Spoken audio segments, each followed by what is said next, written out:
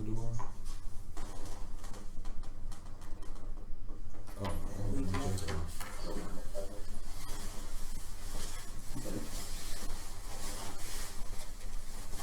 okay, you're live now.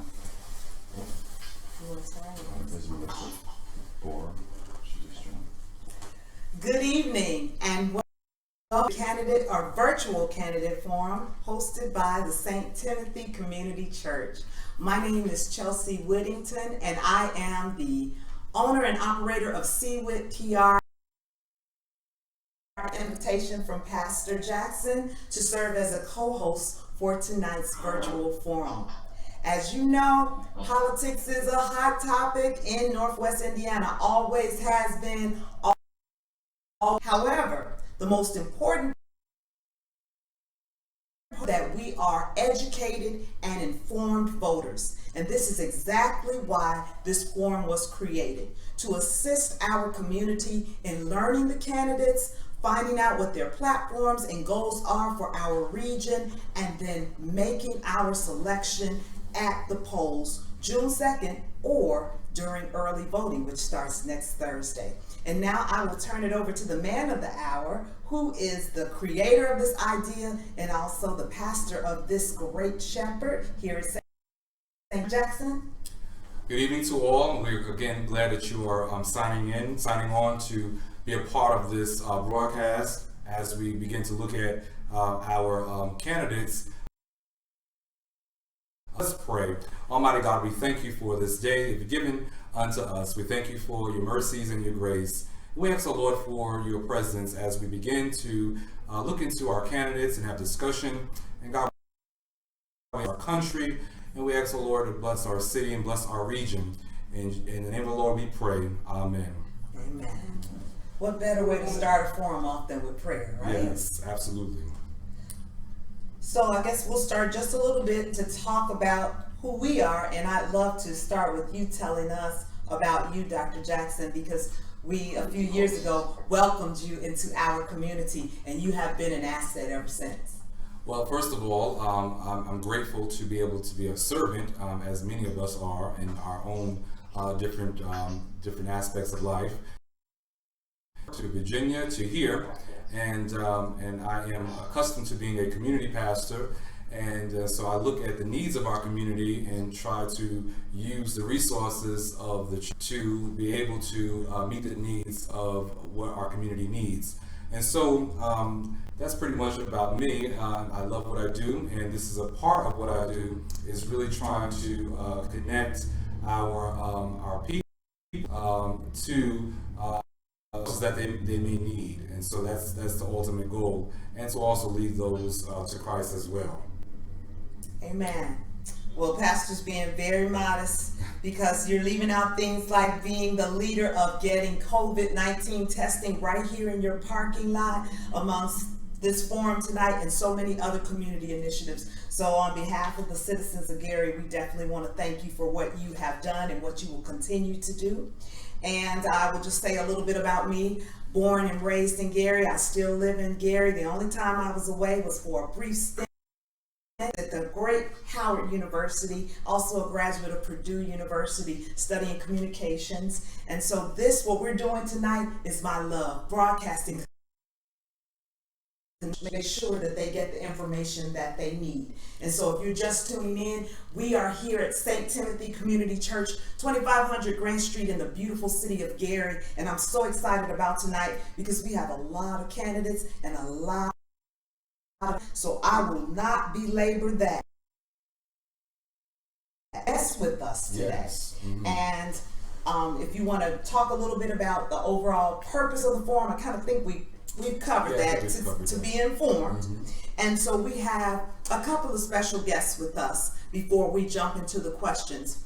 What we wanted to do was to let the community know the different efforts and organizations that exist in Northwest Indiana that help us to further become educated about the candidates, but also about the importance of voting and knowing resources that are available to us in the community. So it is my pleasure to introduce first Dr. Vanessa Allan Mcleod, and she is the president League of Northwest Indiana and is undertaking a huge project with the census. Dr. Vanessa Allan Mcleod, take it away. Thank you, Chelsea. Thank you, Pastor Jackson, and all of the candidates with us. You forgot one thing, Pastor Jackson is on the board of directors of the Urban League of Northwest Indiana. So I just needed to throw that plug in. Thank you, Pastor, for serving on the board of directors for the Urban League of Northwest Indiana, whereby we serve Lake Porter and LaPorte County. I'm wearing several hats. Tonight, I'm wearing the hat of being the chairperson of the Gary Census Count Committee. We're made up of about 25 to 30 members that represent the city of Gary's mayor, healthcare officials, veterans, homeless, the educational field, NAACP, civic and faith-based organizations. So you all know the importance of the census. I don't have to belabor that with you, but I just want to remind everyone that's on here that the census will provide us with federal dollars to support free breakfast programs, Head Start, Medicare, and a whole lot of other things. Right now, the national census response is at 59.8%. In Lake County, Indiana, Lake County response rate is at 64.2%. In Gary, we are around 44% response rate, which means people have responded by mail, by computer, or by phone. So we need to increase those numbers, and I'm hoping that everyone under the listening ear, especially the citizens that's on this virtual candidate forum, would go to www.my2020census.gov. If you go to the Urban League website, we have accessible information for people who need large print guides or braille, or people who need to video the census in a site. And mine is www.ulofnwi, which stands for Urban League of Northwest Indiana. People can also call the census at 844-467-2020. I'm sure that you will capture these numbers, and somewhere along the line I will respond again, but just know that the census right now is important. And early voting, Chelsea, I believe it starts Tuesday. The 26th. Early voting after Memorial Day, and it will be from 8 o'clock in the morning to 6 o'clock in the evening in all of the 11 sites. Now, it will run to Monday, which is the day before voting. So that's early voting if people need to get out. And of course, if you have any questions about the census or voting, just call the Urban League office at 219-887. That's 219-887. Assist you, my staff will assist you, or we will definitely direct you to Michelle Feynman out at the county building, or wherever you need, or whatever you need help in, whether it's the census or voting. Thank you again, Pastor. Thank you, Chelsea. Thank you, Dr. Allan Mcleod. We appreciate that again. Early voting starts Tuesday, May 26th. And for the citizens of Gary, you can do your early voting at the Genesis Convention Center in downtown Gary.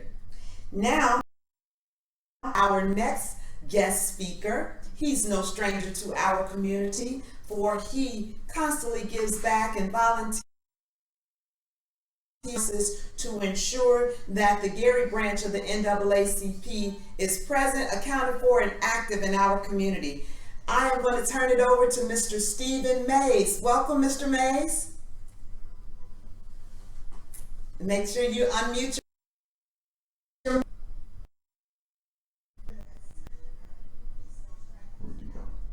There he is. Okay, can you hear me now? Yes. I just want to say welcome, and I just want to thank you for allowing me to participate Pastor, and all the things that you do at your church.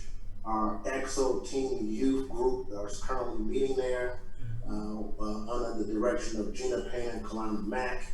And your church has always been in the forefront of civil rights, and we appreciate hosting this event and participating in our community. As the president of the Gary branch, I would like to say about this debate tonight because it is so critical to our community. Before I really go into that, I want to just make sure that all the candidates understand and know a little bit about NAACP. The mission of advancement of colored people is to secure social and economic equality of rights in order to eliminate race-based discrimination and ensure the health and well-being of all citizens. So I want them to know a little bit about the background, and I had the pleasure not only from serving as a board member of the Gary Housing Authority and a former chairman of the Gary Chicago International Airport and a current commissioner to work closely with our past congressman.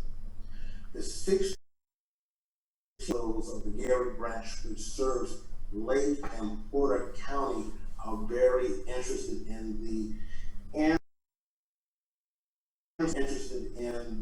concerns of these candidates, because as you well know, the framers of the Constitution made the legislative branch so critical because it's the one that makes the laws. It also looks out for our national defense. And there's some things that I talk with Congressman Biskowski all the time. We met on a regular basis. And some of the things that are ongoing that we're gonna need to know that we can be with you. Some of you know about our community, some of you don't know about our community. But with the NAACP, voting rights is huge. As you well know, it's a voting right act that has to be re-voted on. And we wanna know your position on that. We wanna make sure that that's maintained. In this community, we have been involved recently in getting out the absentee ballots. So because of COVID to vote, we had a successful campaign. I want to thank all of the volunteers that worked on that are working on census and working on all the things that are critical to our community. As we look at it, Gary is the economic engine in Northwest Indiana. All of us grew up with parents that were involved in the labor struggle. But labor today does not serve this community well. We need to make sure from the federal level that SBA lending comes to the citizens of Gary, Indiana. We need to make sure that federal contracts come to the citizens of Indiana. The majority of the work economically in Lake Porter County is up in the northwest corner of the county. But when we look at the folks that are working in the license plates, none of the residents are here. This has to change. For everyone to do well, everyone must be economically prosper.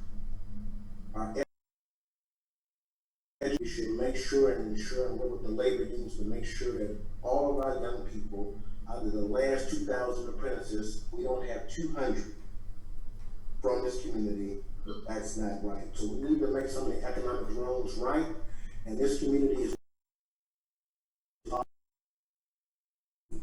I want to hear your plans, because the federal government should always take the lead, because the framers and their vision made it that way. Thank you so much. Welcome, and good luck. Thank you, Mr. Mays. It's almost as if he looked over our shoulder at our notes. You touched on a lot of topics that we are going to touch on tonight, and we appreciate you for joining us and for all the work that the NAACP continues to do.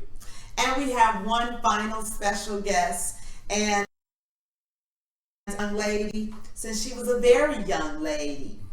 And I have been impressed with her work in the community, and my moment with her was about 5 or 6 years ago. We just had a quick important conversation about where she would attend college. And I had a firm answer for her, and so glad to report that she has from the Mecca, Howard University. I'm so pleased to Wilson, one of the co-founders of the Politicking app, and she ventured off to the East Coast, developed this groundbreaking application that will educate us about voting and races and issues. And I'm going to ask her to spend a few minutes talking about this app, why it's important, and why we need to download it today. Take it away, Jordan. Thank you, Miss Chelsea. I could never ask for a more. I'd like everybody to know first that I'll never let Miss Chelsea live down the fact that I probably attended Howard because of her encouragement. I co-founded, and I'd like to thank Reverend Jackson for this opportunity to speak a moment about politicking.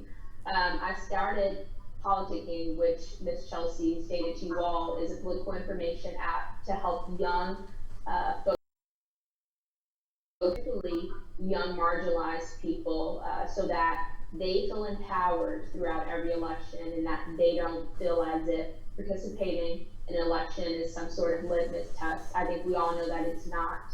Voting is a right for us all. And I'm here today to certainly hear from all of the candidates about their plans to represent the 1st District in the House, but I'd like to especially understand what you all's plans are to represent young people in this region. We often are unrepresented when it comes to policies, bills, and any in Washington, and I'd like to understand why each of you are suited best to represent after 2019 and 2020. And so we've seen some great leadership in this region through Representative Visklosky, and as much as we're grateful for his leadership, I'd like to see someone take his place that Willie has done through that position.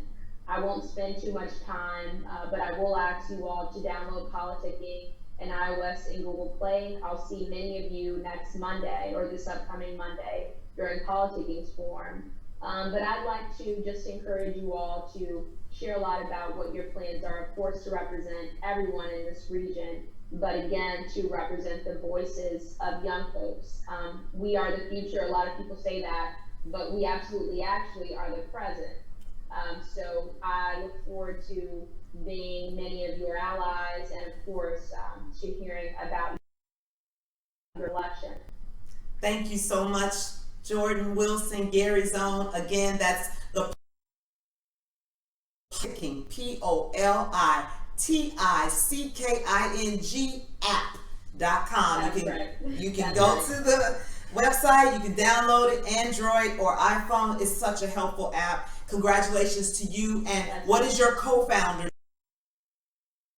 My co-founder's name is Winkuni Siant. We're both Howard alum. And just to give a little bit more background on the app, we co-founded the app as a nonpartisan platform for people to learn about elections. After the 2016 election, a lot of folks were satisfied with the results, a lot of people were not, but what we realized is that young people did not have a consensus on figuring out some sort of strategy to vote for the candidates that they thought represented their issues most. I know that a presidential election only comes around every 4 years, but state and local elections happen much more frequently. And as they do, my co-founder and I want to make sure that young people understand how it is by understanding exactly who they're voting for during each election. So thank you guys.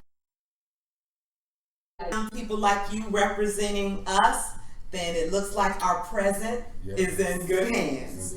All right, now the time that we have all been waiting for, it's the introduction of our candidates. Yes. And so we're going to move into this list. Pastor.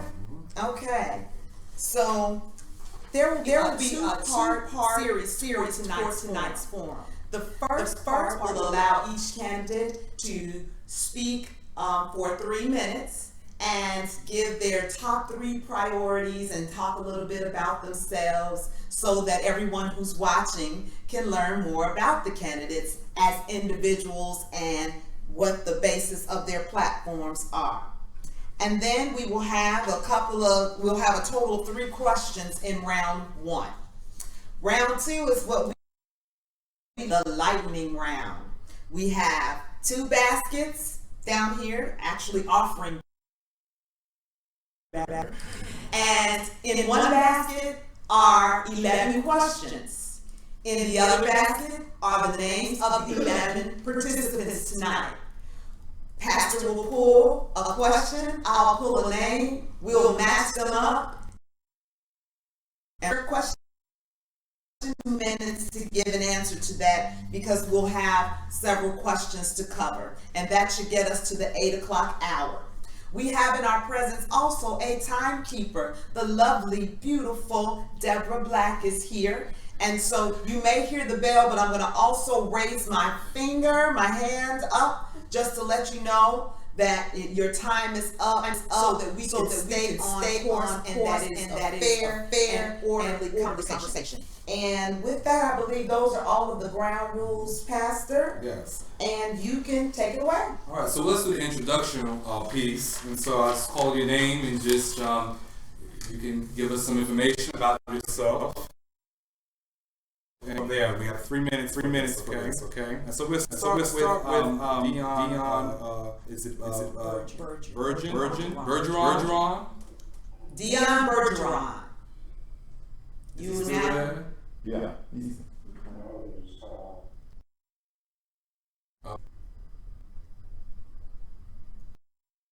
just have to unmute yourself. Yeah. There we I go. muted and then all of a sudden the audio completely cut out. Sorry about that. Okay. Your 3 minutes starts now. Welcome. Okay. Hi. Hello everybody, thanks for attending this. My name is Dion Bergeron. I am a 46-year-old father of 5 children. I've been married to my beautiful wife Elizabeth Mount Bergeron for about 10 years now, a little over 10 years. I'm a former correctional officer. I drove all over the country before that. I've been to 48 or 50 states. I was an over-the-road truck driver. I'm a blue-collar guy for blue-collar people in office. 7 years I worked in Indiana State Prison. During that time, I learned that the normal Republican talking points as far as privatization were not working. We have people that are being treated with substance. We need someone that represents Northwest Indiana that can reach across the aisle, but still has conservative values, I believe. I do a live stream every night at 7 p.m. where I answer your questions directly. I talk directly to you. I don't rely on campaign managers. I don't rely on polished press releases. Every single night at Dion for Congress, Facebook, YouTube, and Twitter, I go live with you, give you a chance. Congressman Vislavsky has been the representative for 35 years now, 36 years actually, and we understand, we all got the pencils right. He's been a staple of the region for many, many years. There's a lot up in the air right now with the election coming up, 2020, the left, the right, the vitriol that gets thrown back and forth, the hatred. I don't hate anyone. I don't wish harm on anyone because of their political beliefs. A lot of times the media likes to portray the left as this, the right as that. I believe that we all want the very same things. We want safe neighborhoods. We want laws that protect us. We want criminals punished for breaking those laws. We want safe, good, quality jobs that pay a living wage. And we want quality health care. I personally have a little bit different idea than all the other candidates on what I believe. There's been a big push for Medicare for all. There's been a big push for this or that. I think we can have Medicare for all. I think there are a few laws with Medicare for All, most notably that it would replace our free market system with price tag transparency and with the double security, which the double security has been used by the state of Indiana for years. I used it. There's options there. It's our free market with. Okay, we thank you for that. We're going to ask when you do speak to get as close to your mic as possible so that those that are viewing our website can hear you. Okay, all right. Thank you. And let me just say this so we don't continue the same routine. We're really looking for this first portion of this is an introduction about yourself. Okay, so we want to know something about you. We'll get to the politic piece and your outline and your plan. To stick with this piece, this portion, we want to know something about you, your personal background, whatever you want to share, so we can get to know you. I know he said he had 5 kids. He Yeah. got me right there. I was like, that's a blessing. Wow. All right. All right, we have Melissa Borum. It's your turn. Welcome. First and foremost, can you hear me? Yes. I would like to say thank you for hosting this forum. It's definitely needed. My name is Melissa Borum, and I am running for Congress, US Congressional. I am born and raised in the district. Graduated from Maryville High School. Also graduated from Valpo Law School. Worked for Congressman Pete Visklowski, worked for US Senator Dick Durbin, and also the House Committee on Appropriations, which is the committee that Congressman Pete Visklowski sits on. Since graduating, managed government affairs for a global aviation company, state, local, and also congressional. Been very fortunate, very steadfast on what my goal is with that company, and it is definitely to enhance the workforce pipeline to make sure that we have a sustainable workforce for the aviation industry. So I've been able to work with congressional members in getting $50 million in grants and scholarships passed and signed by the President of the United States for future pilots and technicians who are interested in going into the aviation industry. I am also a person who has worked on the last 2 stimulus packages for our country. And up until a few days ago, was working on the 4th until I decided to, really take a break and get back to campaigning. So I have an opportunity to actually do the work and have an experience and having experiences. So thank you so much for this opportunity, and I really appreciate it. And as one of the only, there's only 2 of us who are Gary residents on this forum. Who are creating an opportunity for Gary residents to really hear 3 residents. I'm sorry, Sabrina. To really hear, how we are going to impact the largest economic engine in Northwest Indiana, and also the largest voting bloc. So thank you. Okay. Thank you, Ms. Borum. Okay. Our next candidate is Scott Costello. Give us your introduction.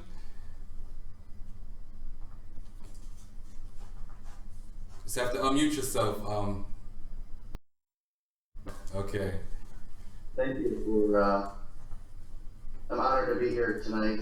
Thank you, Dr. Jackson. Thank you to the church. I was born and raised in Illinois. I went to college in Illinois for my bachelor's and master's degree in social work.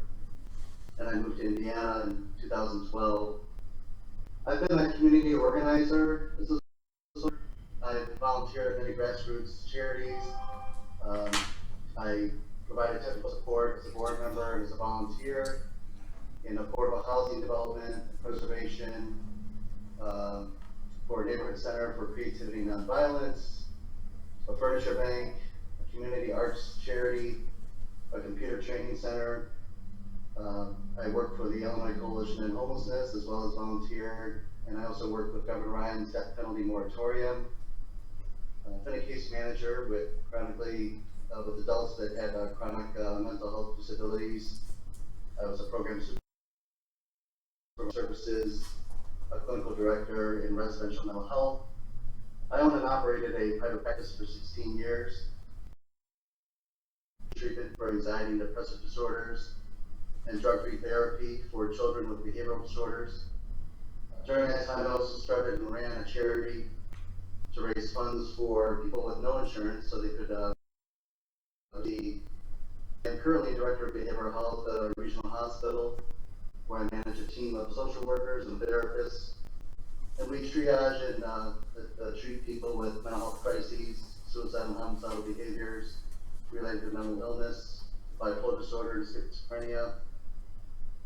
And I'm happy to be a resident of Indiana. I've been coming here my whole life. We would mainly come to the beaches. When I moved here in 2012, I was happy to. I tell people the Indiana beaches are the most beautiful beaches I've seen in the world.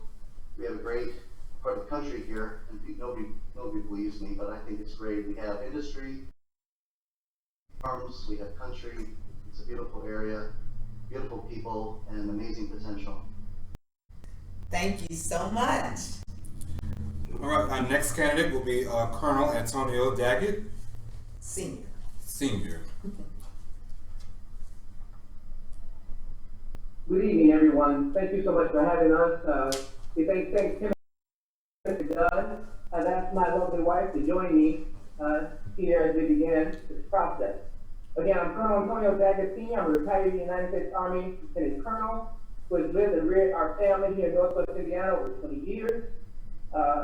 Lived in Washington, D.C., worked there from 2006 to 2009. I was assigned as the Pentagon, and I was providing intelligence briefings for members of Congress, the House of Representatives, and the U.S. Senate.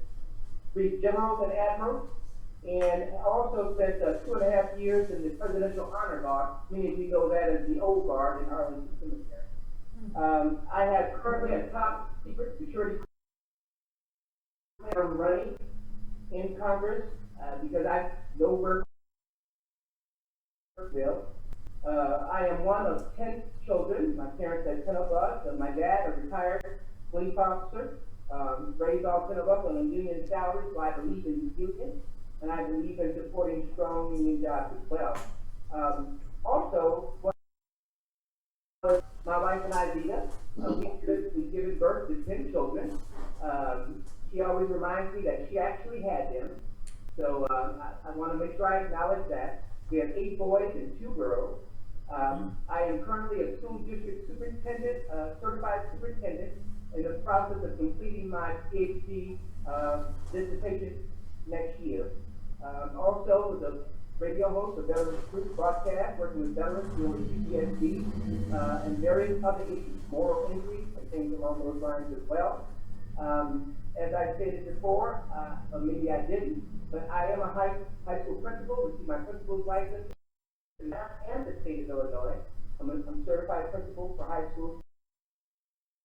And so I am in the process of, again, completing my PhD next year. I've earned 2 master's degrees. One of the master's degrees I've earned is the same degree that General Colin Powell has, General Petraeus has, General Patton has. A master's degree. And of our 10 children, we have a Yale grad, we have a Yale grad biology, we have a Tuskegee grad who is a mechanical engineer, we have 2 Valpo grads, a daughter who's a double major, chemistry and biology, and a son who just graduated last week from Valpo in computer science. I'd like to say that the type of leadership we get here in Northwest Indiana will be based on the decisions that we make. This is a critical time in our nation. I quite frankly don't believe that what has happened to us in the way of the pandemic, some might believe, and I mean that has to do with my top around, but it should not have happened, and we must make never Thank you, Colonel. Thank you so much, Colonel. Appreciate it. All right. Our next candidate with her introduction is Sabrina. Is it Hake? Hake, would you take it on? Sure, thank you. I want to also start by thanking the Urban League, Reverend Jackson, Dr. Mcleod, and Chelsea Whittington for putting this on. You know, we haven't had very many debates at all because of the coronavirus, and so this opportunity is so important to voters because they don't know a lot of us, and it's a crucial election, and having the ability to address them and to learn from our colleagues and learn more about the other candidates is also important for us. Because whoever gets elected will be informed by everyone else's ideas at the same time, and it's important all sort of morphed and grown and learned from each other, myself included, and I'm grateful for that. So these forums are so important, and so I just want to say thank you. I live in Gary, Indiana. I have lived here full and part-time for 24 years. I live in the Dunes, sort of the Miller Beach section, and I've bought and sold a lot of houses on the side, and I've been very fortunate to do that in Gary because we have lots of opportunity here, and it's a great place to invest if anyone's thinking about it who's watching this. I started out in southern Indiana. My parents were both from southern Indiana. My ancestors emigrated, both sets of ancestors emigrated to southern Indiana in the 1850s, and they all kind of just stayed there. I ended up going to University of Southern Indiana for undergrad and Indiana University Law School. And in the beginning of my career, I did start out in politics. I was in the Indiana House of Representatives. Then I worked for Governor Orr. He was a Republican, and I was a governor's fellow. And then Governor Bai came in, and I had a short appointment, and then very quickly after that went to Shanghai and finished my law degree. I studied the commercial code in Shanghai and then in London as well.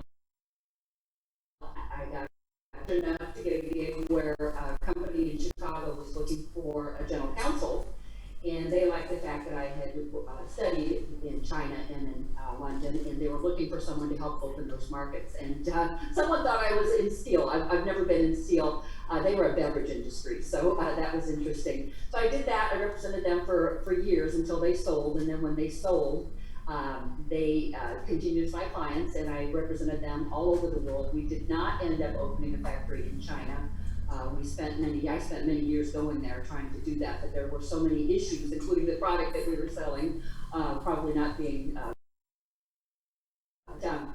I was happy to do that for many years, and then when they sold and became my clients, I started my own litigation firm, and I've been a trial lawyer since then. So I've been a lawyer for 26 years. I do not practice in Indiana. Okay. So wanted to, thank you. All right, thank you so Thank much. you, Ms. Hake. All right. Our next candidate is. Would you give your introduction? There he is. We can't hear you, Attorney Hall. This is Juniper. We're off mute now. Okay. Okay. Thank you very much for the invitation to participate in this forum this afternoon. I would like to thank Reverend Dr. Jackson, Mrs. Whittington, and the other campaigning candidates, as well as Dr. Mcleod and Mr. President May of the I was born in the state of Mississippi on my grandfather Henry Osprey's land, a little small farm down there, and I grew up on that farm until my dad, John Hall, took over the farm, and of course I graduated in high school and went into the United States Air Force. Spent 4 years and left the Air Force with an honorable discharge and returned to Mississippi. And that's when I met my sweetie pie wife, former Congresswoman Katie Hall, who many of you, and most of you should know, she authored a response to Dr. Martin Luther King holiday law. that we celebrate for each year now and course. So after discharge from the Air Force, being discharged, I should say, we moved to Gary, Indiana, because we thought it was a place for African.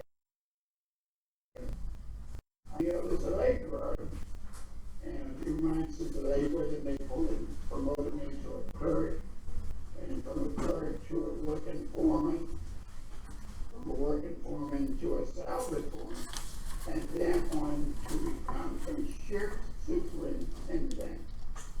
And during this time, my wife was graduated from Mississippi University, and where she moved to Gary with me.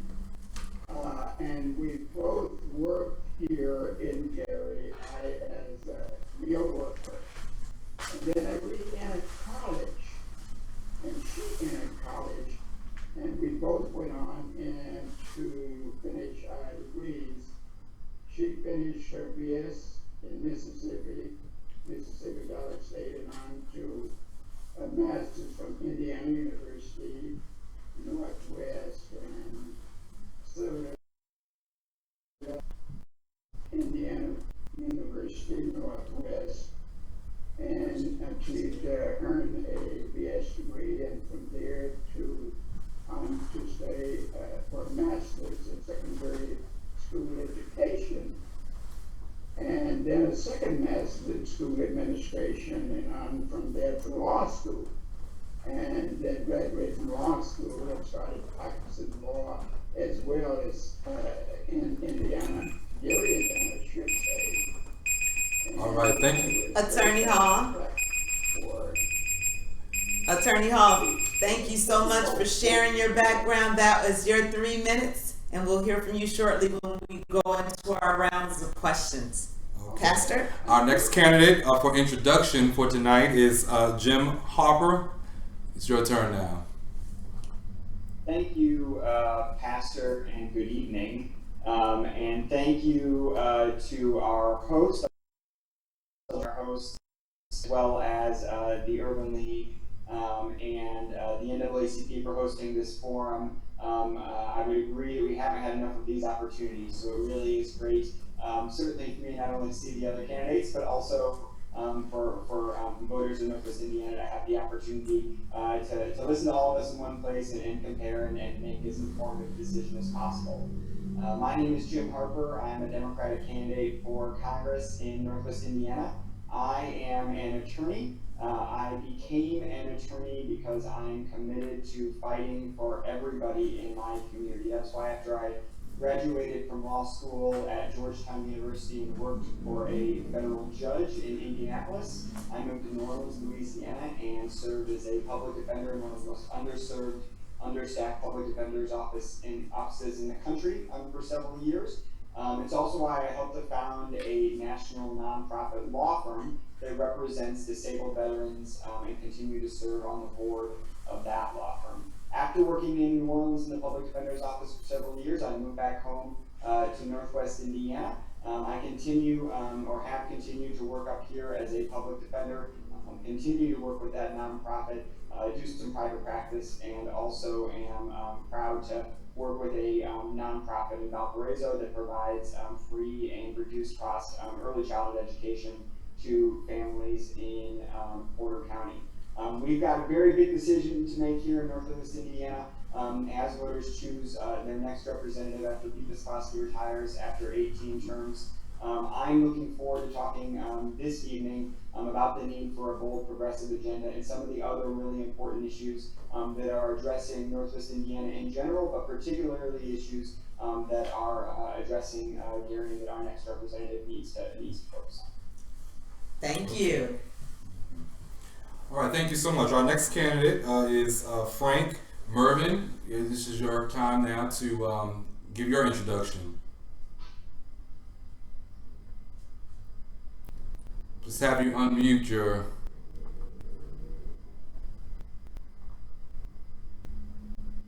I want to thank everyone. Sorry for that delay. Right. So my name is Frank at the Urban League. I want to thank you, Pastor Jackson and Ms. Whittington. I want to thank Mr. Mays, I want to thank Jordan and Dr. Mcleod for this warm invitation and the ability to bring all of us together to talk about who we are. So the first question is, who am I? First, what I want you to know is I'm someone who has led servant leadership for 15 years, providing for the community of the most vulnerable. But I was born and raised in Hammond, Indiana. My mother and father, Gene and Frank Mervan. My dad, Senator Frank Mervan, has been a leader in the community for decades, and I learned a great deal about him, about respecting everyone that role. I mentioned I'm born and raised in Hammond. I'm a byproduct of the Hammond Public Schools. I went to Morton High School, where I met my high school sweetheart, and I'm married to her, Jane Trumbull Mervan. We have two wonderful daughters, Genevieve Mervan and Scarlett Mervan. Genevieve's 17 and Scarlett is 13, and they are both bouncing off the wise to get back out into the world. I have a dog, Truman, who I love. I've gotten to become close with now that we've been sheltered. And what you need to know about me is for the last 15 years, I've served as a township trustee, and I represent Hammond, Whiting, East Chicago, Highland, and Munster. And that's 180,000 people. It's one of the largest townships within the state of Indiana. And my mission has been to be able to provide opportunities, but to stabilize people who face financial crises. And we have also talked and worked with people to make sure they have access to health care, access to mental health in addition. But I think the best thing that I can do is exactly who I am. There was one individual, his name is Dante Pleasure, and he was in Hammond at a liquor store. He was a janitor in the school system, and he was shot in a robbery and ultimately was paralyzed. And what we did is we basically assisted him back to being able to find housing, being able to find opportunity and live a full life with his. Dante isn't with us anymore, but that's the kind of individual I am, is making to people and give them the best quality of life, equal access, and the ability to thrive. And so as a member of the community, that's who I am. I've tried to teach my two daughters that, and I've been engaged and have been someone who has been there for people in need for 15 years. I look forward to answering questions and talking about the issues here in Gary, and I thank all of you very much for participating and the candidates. Okay, thank you so much. Mr. Mervan. All right, our next candidate is the Mayor Tom Mcdermott Jr. Yeah, thank you very much, Pastor Jackson. Thank you to St. Timothy Community Church. Chelsea, it's great to see you again. Jordan, I downloaded your app while we were waiting. Dr. Mcleod and President May, it's great to hear from you as well. I grew up in a household where my parents were divorced when I was very young. I don't even remember them being together, actually. So I grew up with one foot in California and the other foot in Northwest Indiana, where my dad lived. Came back to eventually Hammond, Indiana, where my father was the mayor. But where I went to school and where I lived was with a single mother in California. So that really formed a lot about who I am, growing up mostly with a single mom for most of my life. I joined the Navy right out of high school for a 6-year enlistment. I was an electrician in a nuclear power plant on a US Navy fast attack submarine. I spent 6 years in the Navy.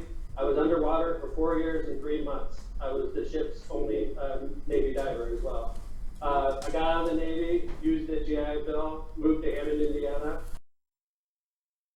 I was in 1994 when I got out of the Navy. I've lived here ever since. Attended Purdue Northwest. It was Purdue Cal at the time. Graduated with 3.95 GPA, graduated with honors. Put myself through law school at the University of Notre Dame, where I met my beautiful wife, Marissa, who is the Lake County Circuit Court judge. Marissa and I have raised a family of 6. Kids, 2 adults, 2 dogs, normal family. Lindsay's my oldest daughter. She's 28. She's a teacher. Graduated from his 3rd year from his law school at IU McKinney. He didn't get to celebrate his graduation because of the lockdown, obviously. Tommy's a sophomore at IU, doing his studies at home right now, like we all know. And my son Patrick's 14 years old. He's getting ready to go off to high school. I was elected the youngest mayor in Hammond's history in 2003. I've been the mayor ever since. I've been elected to 4 re-elections. I've been mayor for 17 years at this point almost. Hammond's a very diverse city, as we all know. Demographic, 5% African, Caucasian.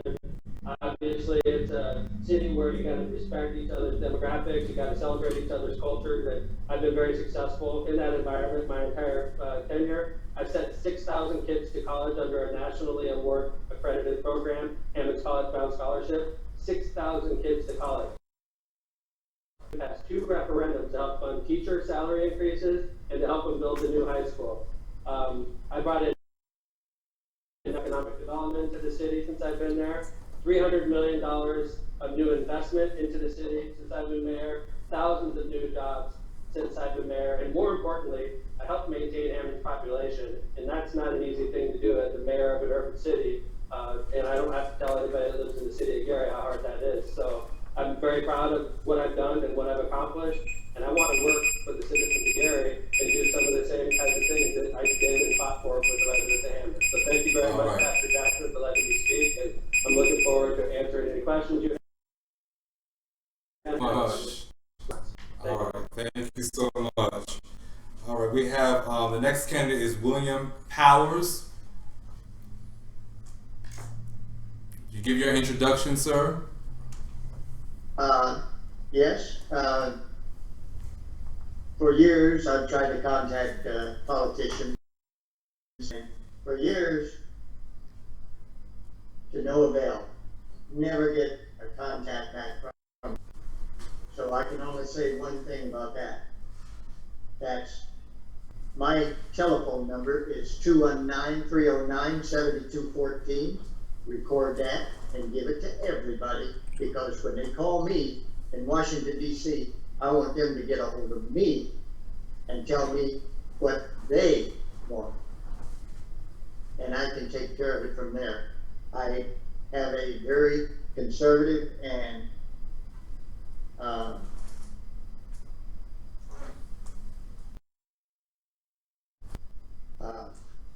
program that is my platform. And I was born in Mississippi, like the fellow candidate. Came to Indiana at age 12. And went to high school around Winchester, Indiana. And went into the Air Force out of high school. Stayed in the Air Force for 4 years.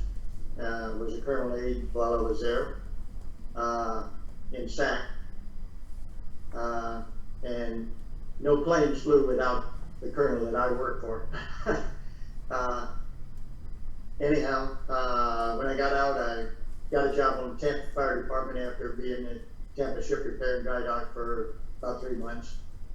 And 8 years later, I'm telling them bye-bye at number 1 on the captain's list, and the chief asked, and at that time, the industry was getting pay raises on top of pay raises, but the fire department wasn't getting any. And my father-in-law was up here in Indiana, and so he asked us to come up and help him on the farm. So up to Indiana, the chief asked me, why are you leaving? And I just asked him a question back. I said, can you get us a raise? He said, well, you're going to be our next captain. I haven't been in for the interview yet, so that told me I would already be captain.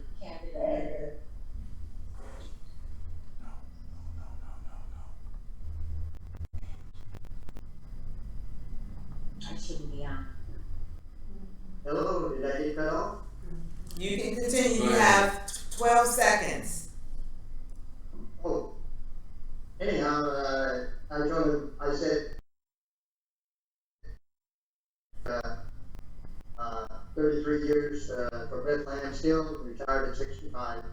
And since then, I had another job, but I take care of my wife 24/7 because she's an invalid.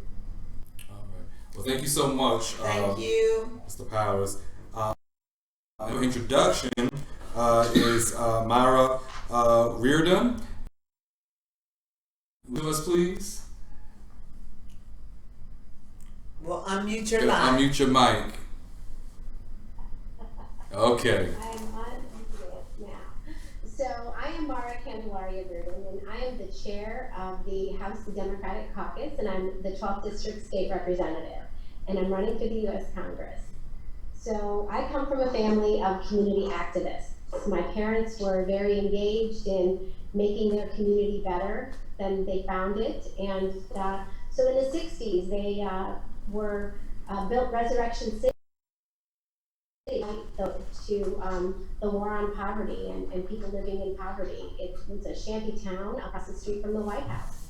And in the 70s, they worked on fighting for the Equal Rights Amendment, and in the 80s and 90s, it was fighting for the dumping of foreign steel that was really decimating our community.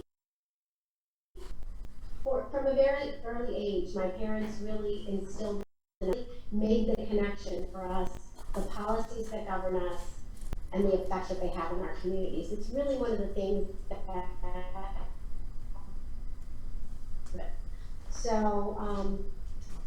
James Sidney Hinton was the first African American elected to the Indiana House of Representatives in 1880.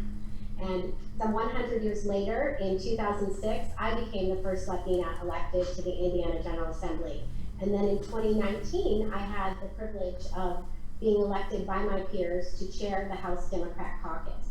So I've spent years that impact Hoosiers.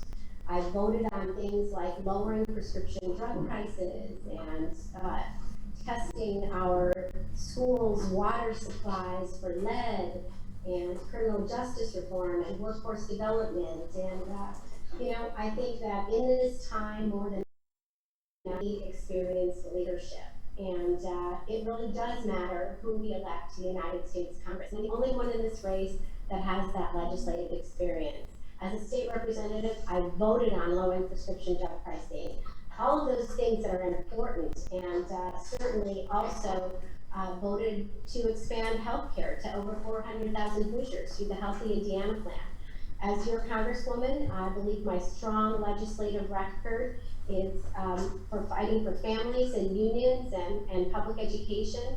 I believe will suit the residents of the 12th district, the 1st district, 1st Congressional District very well. So that's just a little around, and really look forward to the discussion, and thank you for putting together this forum. Thank you. Okay, thank you so much.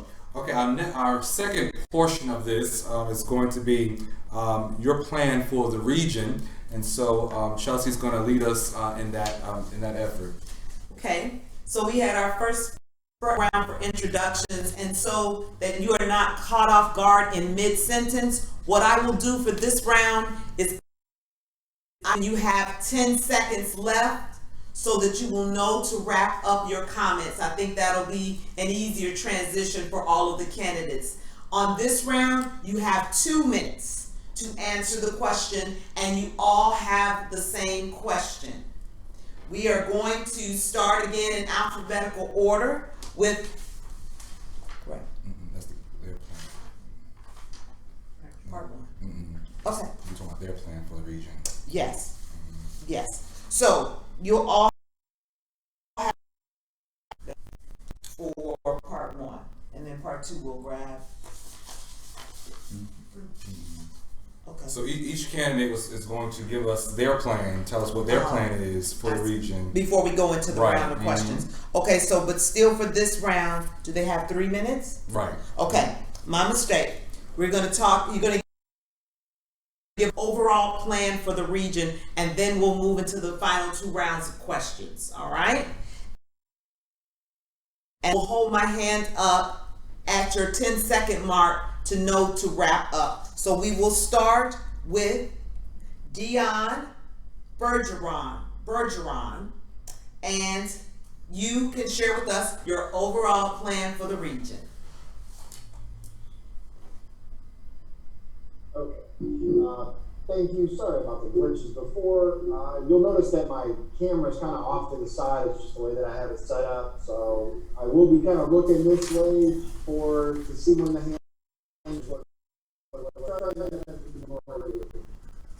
look, we need someone who's going to come into this office and push hard for economic changes here in Northwest Indiana. This region has higher unemployment than other areas. We have vast resources that have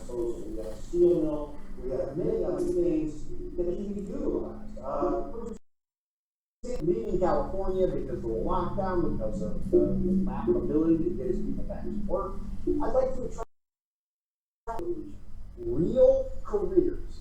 I've got ideas for health plans, for healthcare changes that will, in my opinion, maintain the free market. I talked about that a little bit before. You can learn a lot more about the things that I talked about at beyondbergeron.com.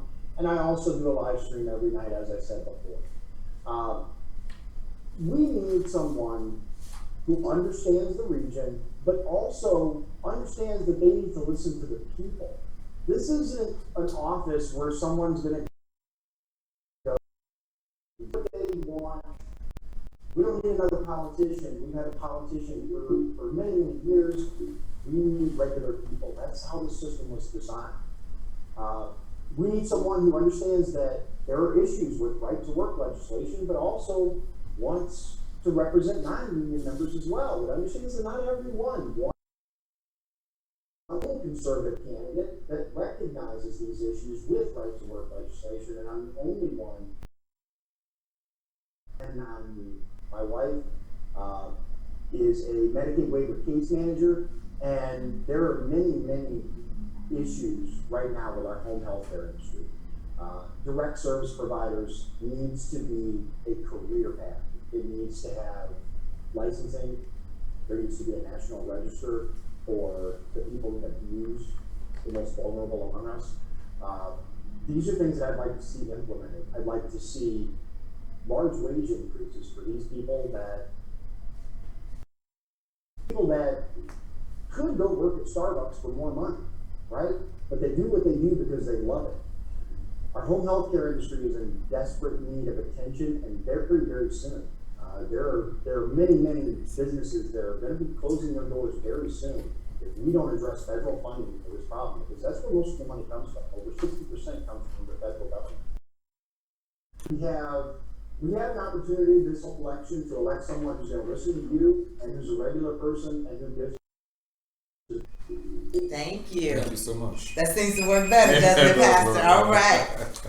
Moving right along with your plan for the region, Melissa Borum.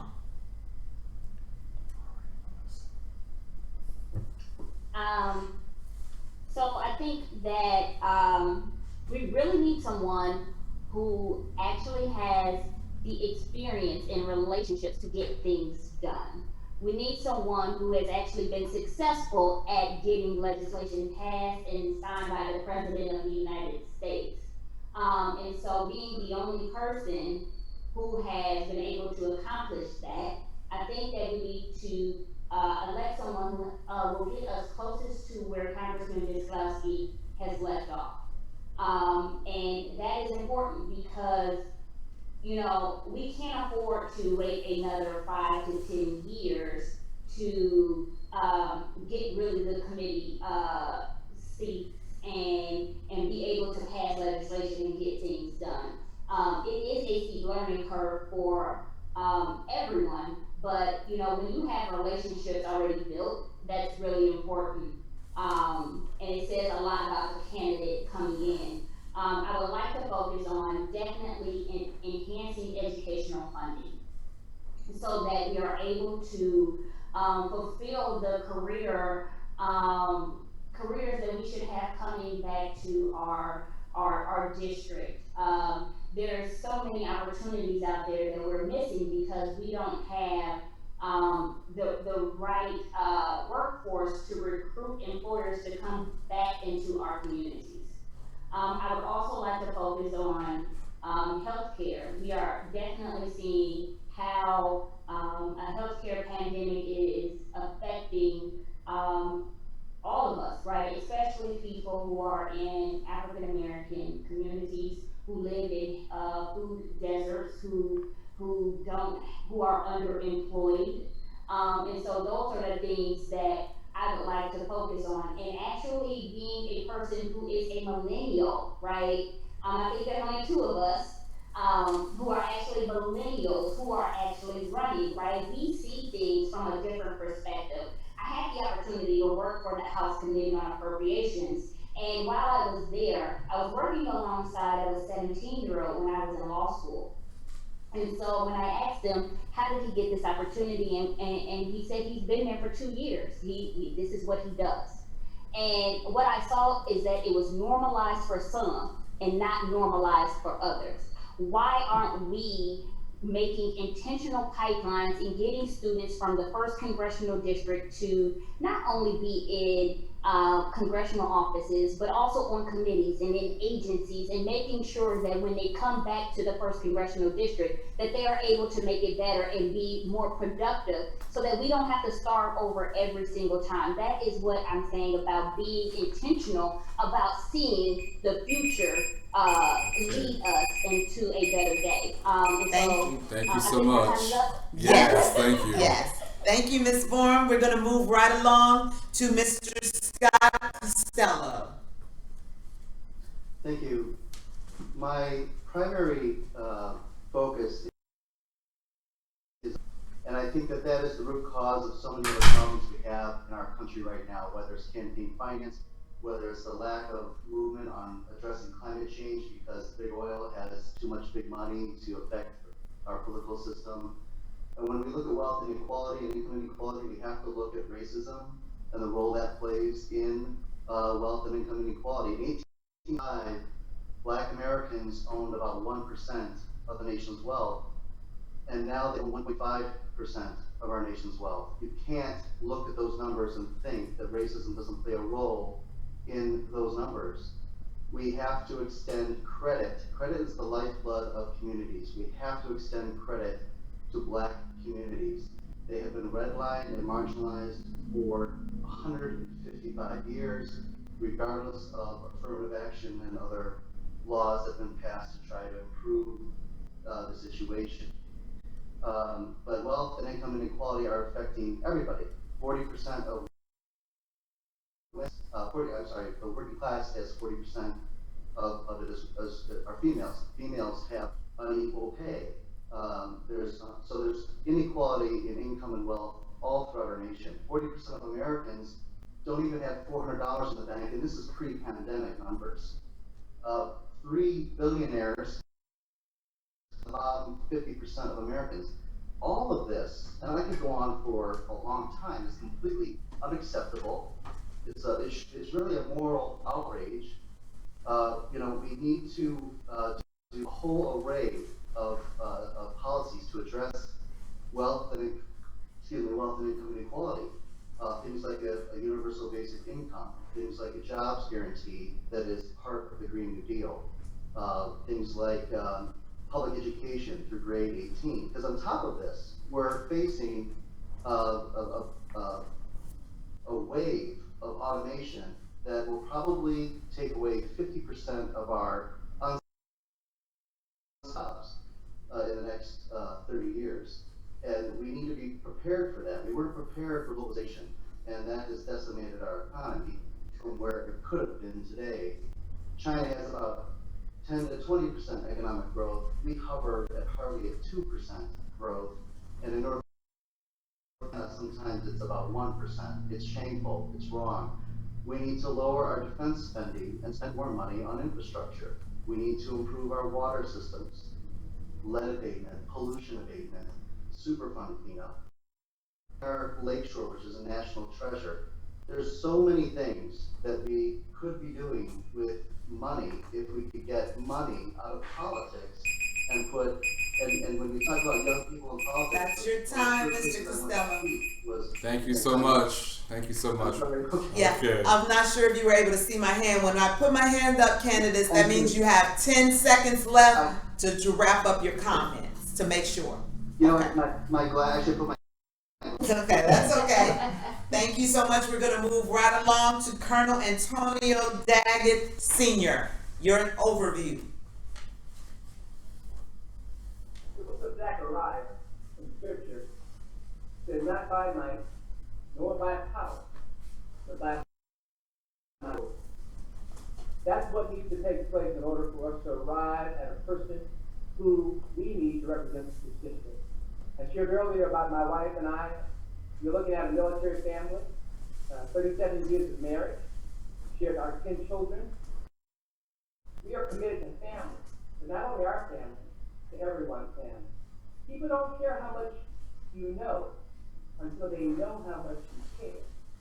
And I think that has to be the critical aspect of what we're talking about here today.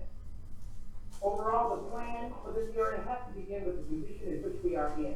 The military we first look at the circumstances on the ground and determine how to move forward. We're in the midst of a pandemic. We need 2,000 per month for each individual at this point. It's not enough just to bail off the big corporations. We need to work with families as well. We need to open up vacant hotels to the homeless. We have rooms that are sitting vacant and people walking up and down the street of Hammond, Indiana, to lay their heads. This is unseemly, ladies and gentlemen. Also, we need to increase SNAP. We need to make sure that we increase the amount of funds that are available for families to buy food at this point, and we need to cancel student debt. We need a expense of $30,000. We've heard people in this town talk about how they've worked on the stimulus. If it's not working for the man and woman on the street, it's not working, ladies and gentlemen. We need to keep that in mind. Our postal service is on the verge of collapse. They need a $25 billion, that's billions of stimulus to help them deal with the amount of revenue that they've lost. The very first move in this lockdown was to send people home and therefore lose their jobs. That was a horrible mistake. Yes, send people home, but keep them connected to their jobs. So we don't have a situation now where we're coming back to recover and everybody is trying to be rehired. Leadership, proven leadership makes a difference. I have commanded troops across an entire state, part of the state command. Let's talk about a small town. Talk about a state command. I worked in the Pentagon. My wife was right now as we were raising our 10 children. She was going to school, getting her master's degree. Education is critical. For every dollar we spend on defense, we must spend at least $3 on education. That is absolutely essential. And that's what we need to do in this area. So very quickly, we look at dairy schools. We must revamp dairy schools and help dairy schools get back on track. They can do it. Dairy schools has a reputation of great. Thank you so much, Colonel. Sabrina Hake, you are up next. Unmute your line. Unmute your. That better? There we go. Please share. I'm so sorry about that. That's okay. But I'll echo a couple of comments that have been made. My big plan has to do with converting to renewable energy, and it is more relevant than a lot of people realize. COVID-19 was a pandemic.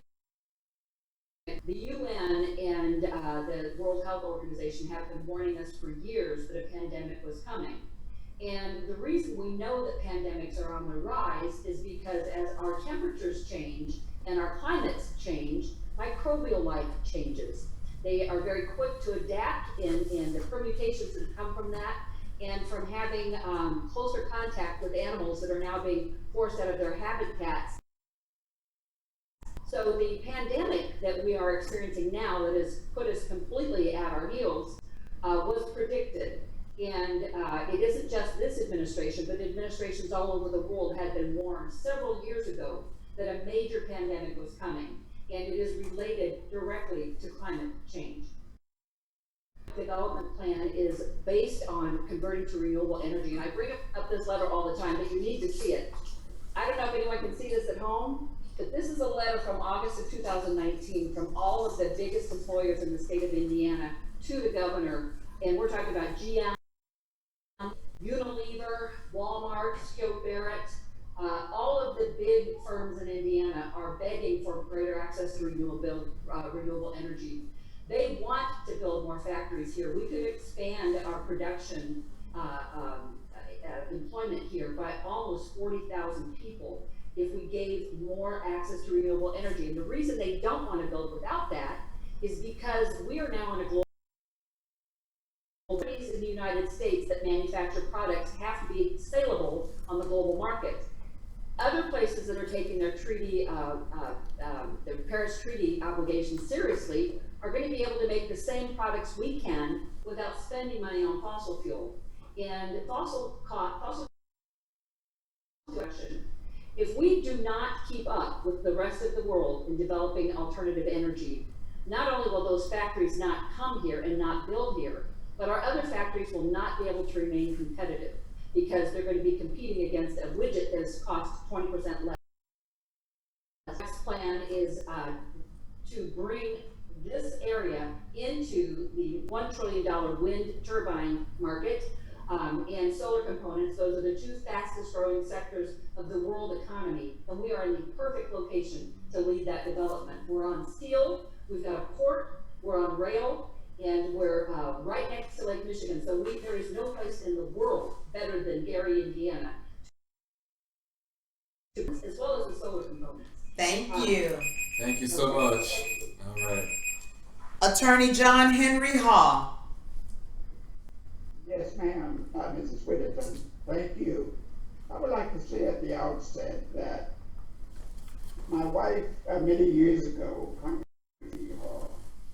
she had a tremendous, significant campaign for employment for people in the area, particularly in the steel mill.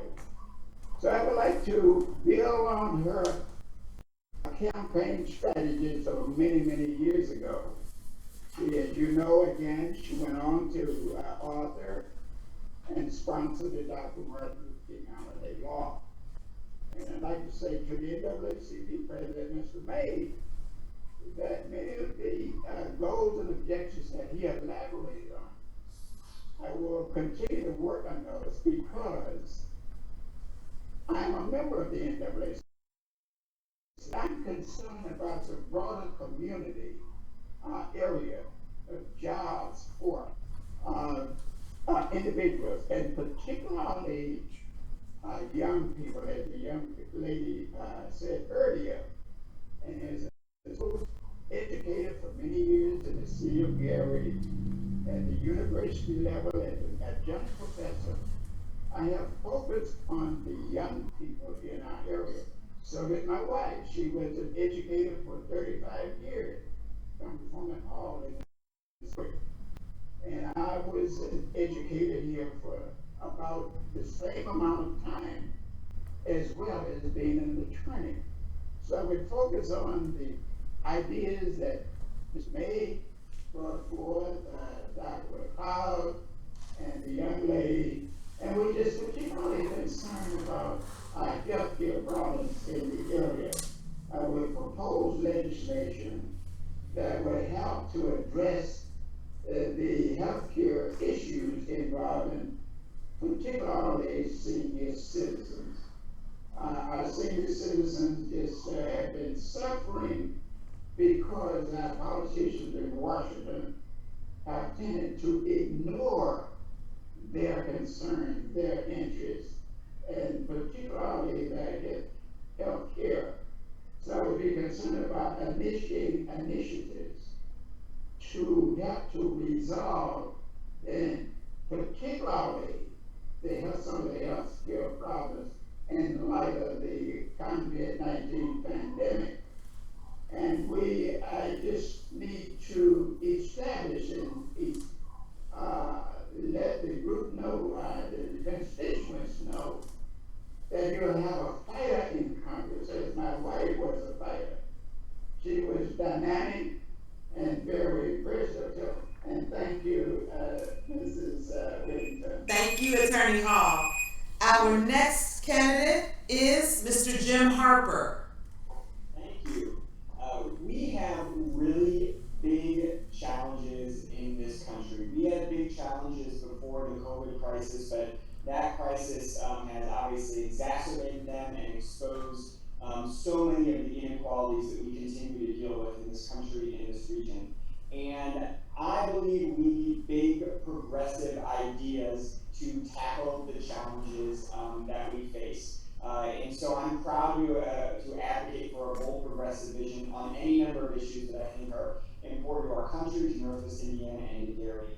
My top priority will be to make sure that once and for all, every American has quality health care. Our health care system is broken, It was broken before COVID, but COVID has again just exposed those weaknesses and inequalities in our healthcare system. A great example of that is that the disproportionate number of COVID cases in Northwest Indiana have been in the city of Gary. So that tells us we have a lot of work to do. I'm proud to support, for instance, Medicare for all, to make sure once and for all that every American gets quality health care, that we expand Medicare, that we expand the services that it's going to cover, and make sure that it covers every single American. I also think that we need to look at the economic inequality that many people in this country and in this region continue to experience. It is simply not right that at a time when a few months ago the stock market was at its record highs, but still are at very high levels, during this crisis, you see Jeff Bezos almost about to become a trillionaire, yet the economic inequality in this country is at the highest level, or as high a level as it's been in decades. So we need progressive ideas there. For me, it starts with repealing the Trump tax cuts for the wealthiest Americans and investing that in middle class, working class Americans, things like our infrastructure and public education. It continues with setting a living wage, increasing our living wage to $15 an hour, making sure that it's indexed to inflation. But also policies that promote equality in other ways, like things like the Employment Non-Discrimination Act, to make sure that it's not legal to discriminate in this country based on who somebody is or who they love, and things like the Paycheck Fairness Act to work to get at the continuing gender pay disparities that only get worse when we talk about brown and black women, the gender pay disparities there that we need to address. The last thing we need to talk about and get serious about is climate and environment and environmental justice. Climate change is absolutely an existential issue, and we need bold action there. I'm proud to support the Green New Deal, but we also need to talk about environmental justice. The fact that the most polluting industries in Northwest Indiana are in communities of color, in some of the poor, and in some of the poor communities of this region, and I will fight to make sure that every resident of Northwest Indiana has clean air and clean water. Thank you so much. We're moving right along to candidate Frank Mervan. Well, first and foremost, what I want to say is the North Township trustee, I've sat on the other side of the table of people who have lost their jobs, who have financial or medical crises, and we've been able to stabilize people's homes, brought people together to be able to do that. So my plan for Northwest Indiana, using that experience, we do have a crisis. We have a health crisis that we have to make sure that we are making sure that we are impacting our communities, that we're protecting our communities, and making sure that the DC and the government are working together to make sure everyone's tested. Then secondarily, you have to have access to health care. You've got to be able to provide a system that is equitable for access to health care. And so I'm for a public option. I want to make sure that individuals that do not have access to health care, at that same time, if you have fought for, or you are a union member or a steel worker that have given up your pay raises and your pay increases for your health care, that you're able to keep that. Long term, based on the pandemic, the world has changed. We're going to have to look at health care for all. But short term, if you have health care that you have worked hard and given up for, you should be able to. Clearly, what I want to make sure that we understand is getting our economy back that we have. I'm for an infrastructure bill that uses American steel. I've been endorsed by Congressman Biskowski and the United Steelworkers. And in the city of Gary, I want to work with a partner with the steel industry and the administration and the community, making sure that you talked in the beginning, the steel. But when we invest in our infrastructure with roads, bridges, and roadways, we use American steel so that we get our workers back on track. And when we do that, you have laborers, you have iron workers, you have all of those individuals replacing our infrastructure with American steel. Then you allow private business to be able to expansion and double tracking of the rail, which will hit at the right moment because we need to get our economy back on track.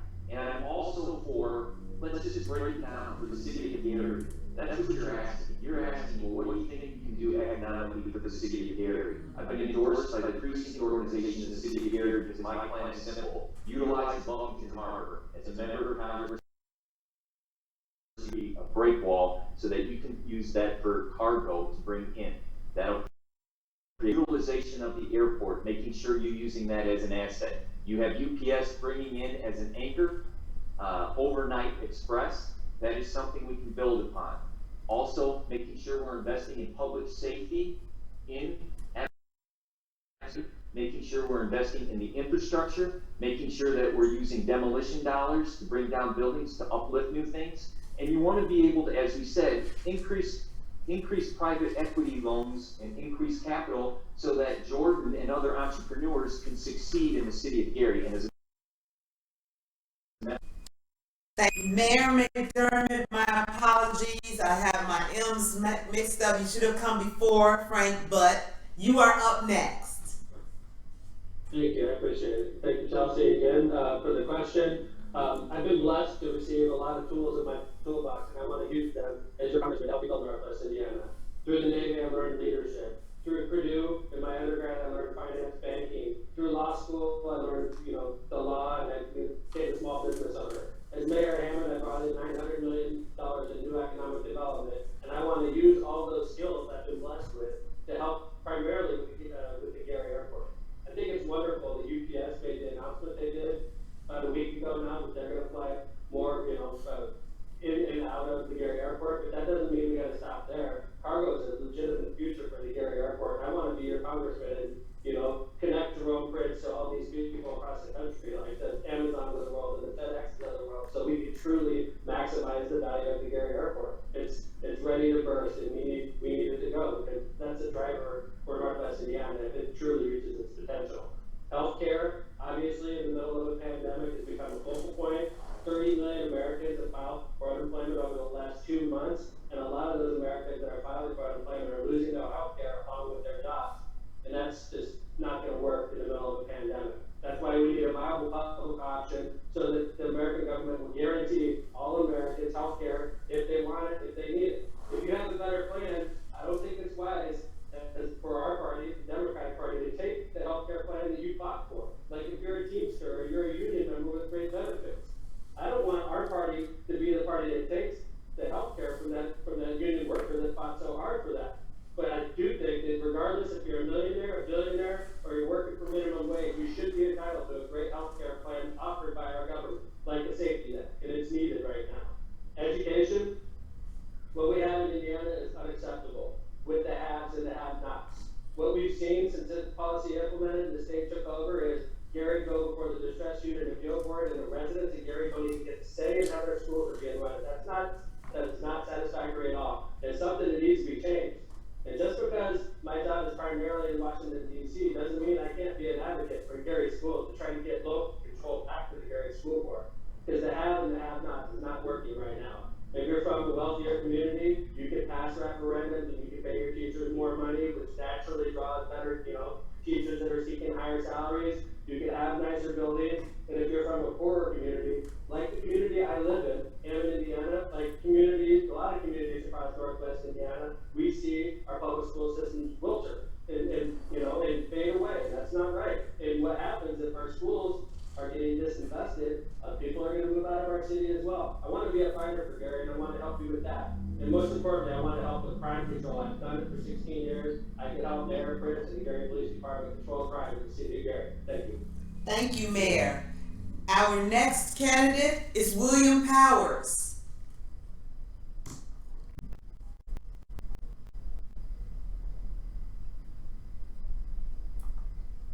To platform address most of the problems for Gary and the vicinity. Promoting modernization of infrastructure and high-speed, cheap, two-way, dual transportation using interstate right-of-way. And what that concerns is I'm an inventor, okay? And this is using no power from any place else but itself, okay? And it will be self-motivating at over 300 miles an hour. Really cheap because they don't have to pay anything except for an operator it'll all be automatic, but the operator will have to be on there just in case there's a reason that something fails. All right, that would take care of the steel mills because that's going to take billions and steel coming out for rails and et cetera. And the second one is, due to the pandemic, I will sponsor a bill to ensure small businesses that were injured or killed off are provided with wherewithal to recover, and those who want to start a new business may apply for a startup support. Okay, and that should take care of most of the things that have happened. And getting the Federal Reserve out of our pocket. And my number one thing is eliminate the federal income tax. Once you eliminate the federal income tax, that puts all the money back in your pocket, and they don't just create more money that has no backing. So all the prices go up. In 1913, a silver dime would buy approximately $72.50 worth of any product on any shelf in any store. Think about it. We go back to it. All right. And these are the things that I think of and work on. And as an inventor, I have a lot of things that are going, and I passed out my. Thank you. So, that is your time, Mr. Powers. Our next candidate and final candidate for this round is Mara Candelaria Reardon. Thank you. Well, you know, I heard a lot of candidates talk about what their vision for the region is. My vision for the region is to have a representative that is connected to the region, so that together we can address the urgent needs of our region. Making sure that capital improvement plans for local governments align with federal priorities and federal funding opportunities. We have to ensure that we have healthy communities where people don't have to make the choice as to whether they use their prescription insulin or they eat food. They have to have access to affordable health care and medicine. We also need to finish what we started. I would love to be able to shepherd the South Shore expansion and double tracking project to its finality, as I worked on that project hand in hand with Congressman Wiskowski in the legislature, and continue the efforts at the Gary Airport to maximize that resource that we have, which includes interconnecting transportation systems along with trains and buses. I want a region that has clean air and clean water. We all have that vision. I want Northwest Indiana and Gary to be the best communities that they can be. And I want to see our entire region prosper. I want a region that our children and grandchildren don't have to leave to build careers and lives, because we have good paying jobs right here. So that is my vision for the region. And I believe that I possess the legislative know-how to get it done. Thank you so much. And that concludes the second portion of tonight's forum. We're going to keep it moving because we're a couple of minutes behind schedule. However, this next round you will be allotted 2 opposed to 3 minutes. Right. So I will pass it over to my co-host. Okay.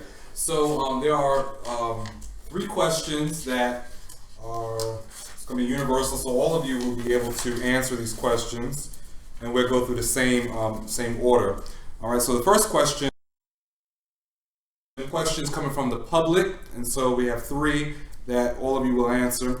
So the first question is, talk about your goals as it relates to education for our region, and that's kindergarten through 12th.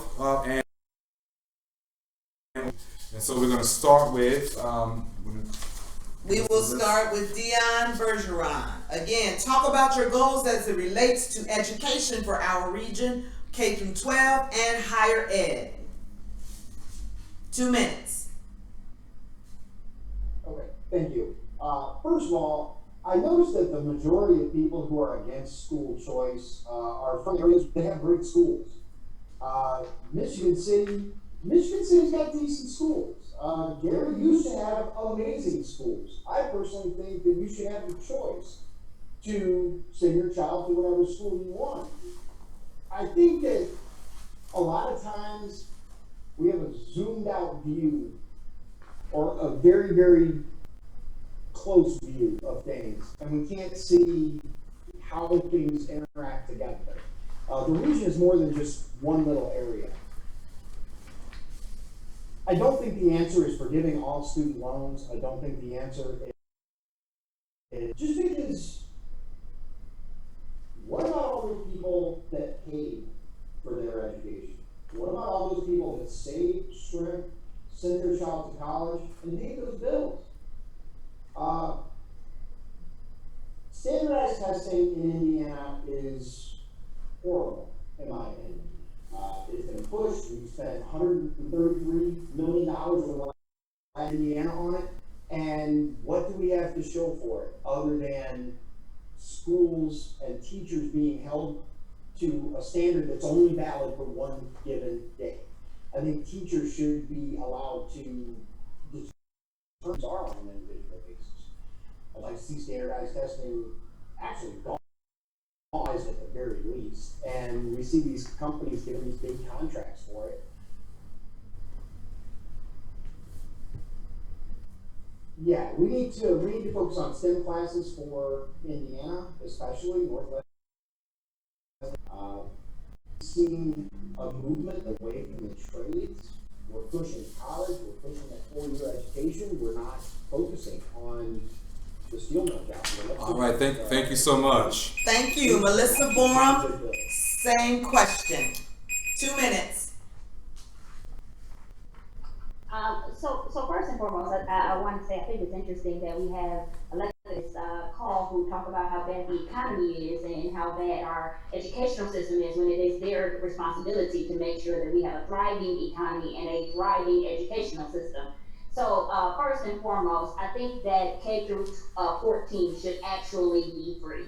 I think that we need to focus on, I have a law degree, and it is actually putting people in debt, and it is really hard for people to pay back student loans when you have law degrees and medical degrees. And so I would really like to focus on trade, jobs, certifications. I work in the aviation industry, and so yes, I know a little bit about, aviation and technicians, and, you can come out with a 2-year certification in my industry and make over $65,000 a year, which is great. And the ROI is amazing, because in the state of Indiana, we have something that's called the Next Level Jobs Grant, where you can actually go and get your certification for free on the state of Indiana, and then go work in our facility in Indianapolis. And so it's an amazing opportunity, and I don't think that we disseminate information properly. And so we're really not working across the aisle. We have a lot of people that say we like to work across the aisle, but we don't disseminate information properly, because the program is offered by a Republican governor. But if it helps people get jobs and careers and opportunities, those are the things that we should be talking about. We have $400 million of economic development in Gary for the casino, and when I ride past, I don't see a lot of people who resemble the people of the community. Thank you, Ms. Borum. Scott Costello, same question. Thank you. Public education represents an opportunity for equality amongst all ethnic groups in America. It's a potentially great equalizer, so it's important that everyone has equal access. But something we have to look at is the issues of food insecurity. Like, for example, the federal government cutting SNAP is, again, another moral outrage to cut a program. People need to eat. So we need to look at the support system around children and families in communities and sort of wrap services and programs around disadvantaged communities, communities that have been experienced the brunt of racist, discrimination and things like that. So we have we need to make sure that there's adequate food resources, affordable housing and housing stability, permanent affordable housing. We need a maintenance fund to make sure the affordable housing is in good repair. We need child care that's affordable and stable, and well-paid, well-funded child care programs from pre-K all the way up. I also am for, I'm against charter schools. I believe that we just need to properly fund public schools. If we want to try to experiment to improve public schools, then do it within the public system, but keep unions intact and keep the rules intact that keep kids and parents and class, keep the playing field equal for public to private schools. My time's running out here. Did you raise your hand? Yeah, so I also am for public education through grade 18. That includes junior colleges and trade schools, as well as professions and tuition forgiveness. Thank you. Our next candidate, Colonel Antonio Daggett Sr. Ronnie, thank you so much. What I would like to say on this issue of goals in education is that early in the history of this nation, particularly around the time of the desegregation of the military, we know that Pearl Harbor was attacked. And the nation found itself off balance as a result of the Pearl Harbor attack. Ladies and gentlemen, it was public education that got America back on its feet and back into this fight and saved this nation. That was public education. We cannot ignore that reality. My goal for education is basically that we make sure that we fund every level of education. The reality, ladies and gentlemen, is that as long as the Chinese and Russians are turning out electrical engineers, physicists, at the kind of pace and rate that they're doing, we must be able to keep in step with that reality. So I'm committed to education. Obviously, with a family of 10, obviously, we've been fortunate. Their grades have always been good enough for scholarship. However, anyone who has gone into student debt to educate themselves and therefore better this country, I don't see any problem with that debt being forgiven to an extent. Because what they do by educating themselves, they make our nation stronger. National security is very important. And a nation's national security is based on its educational system. The Department of Defense schools are considered some of the best in the world. Why? Because there's a commitment to seeing that all children are educated. It's a collective responsibility. We must take that collective responsibility. And I'd like to see a law school at Purdue University here in Hammond. Thank you, Colonel. Sabrina Haig.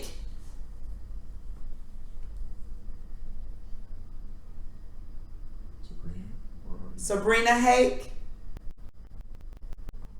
She gotta unmute herself. I don't know. It's Okay. muting automatically. Sorry about that. So my big bread and butter client since 2007 has been the Chicago Board of Education. So I have a little bit of active. But in terms of public education, I'll start at the beginning. Every dollar that we spent on early childhood education will pay us back quadruple.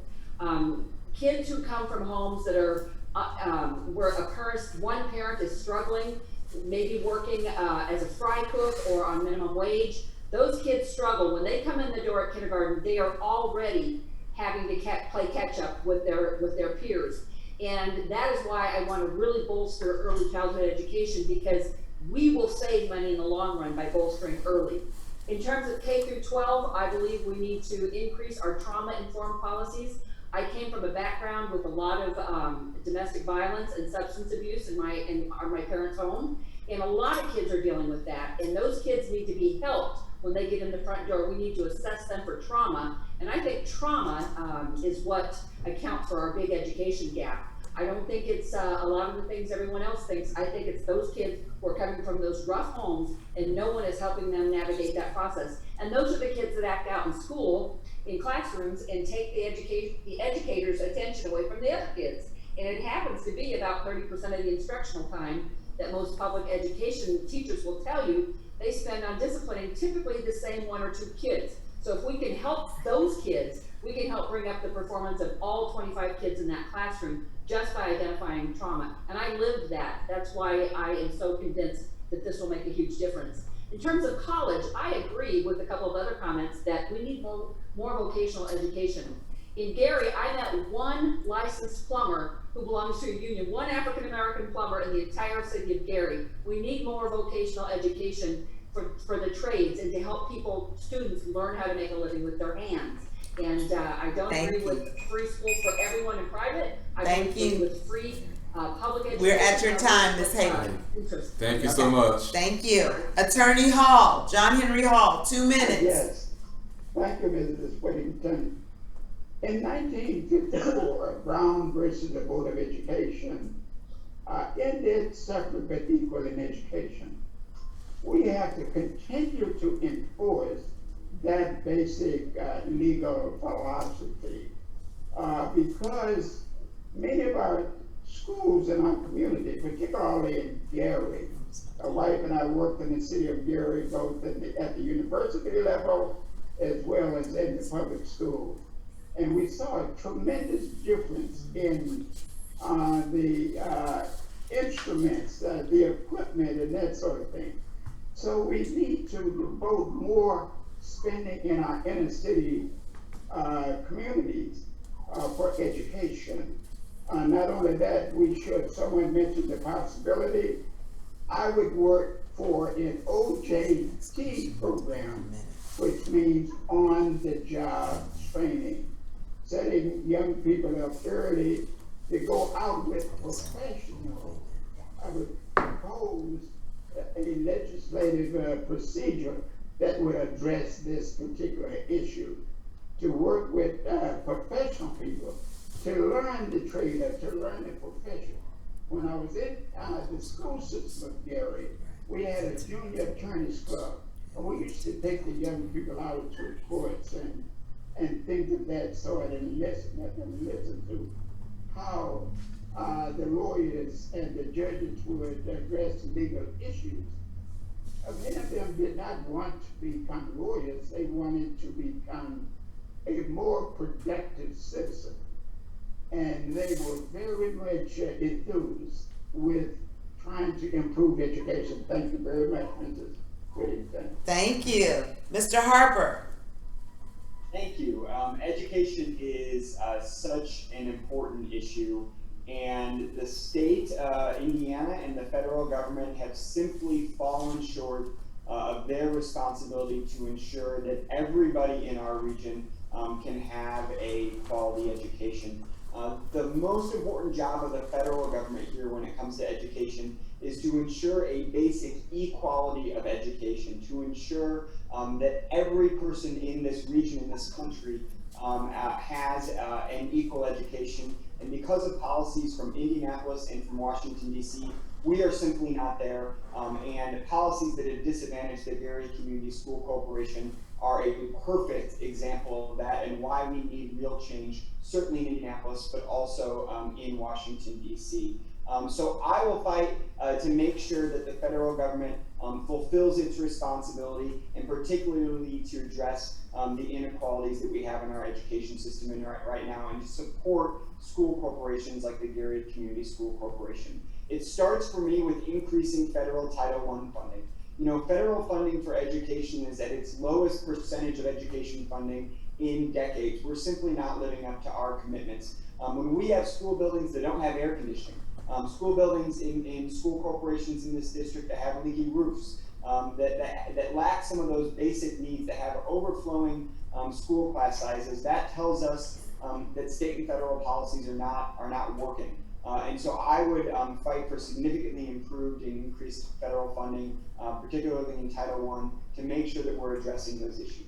We also need to make sure that we are respecting our educators, that we are treating these experts who are teaching our children with respect. We just haven't been doing that. Well, that's a quick 2 minutes. So I'll fight to improve teacher pay and also make sure that we're reducing testing and not forcing teachers to teach to the test. Thank you. Mayor McDermott.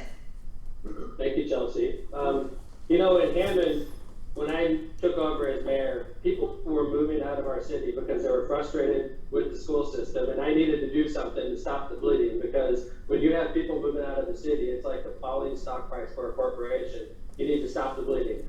So shortly after I took over as mayor, I instituted a nationally award-winning program. It's actually received 2 national awards called Hammond's College Bound Scholarship. And it's great for a couple reasons. The first reason is it sent 6,000 kids to college with the prerequisite, all you have to do is buy a home in the city of Hammond.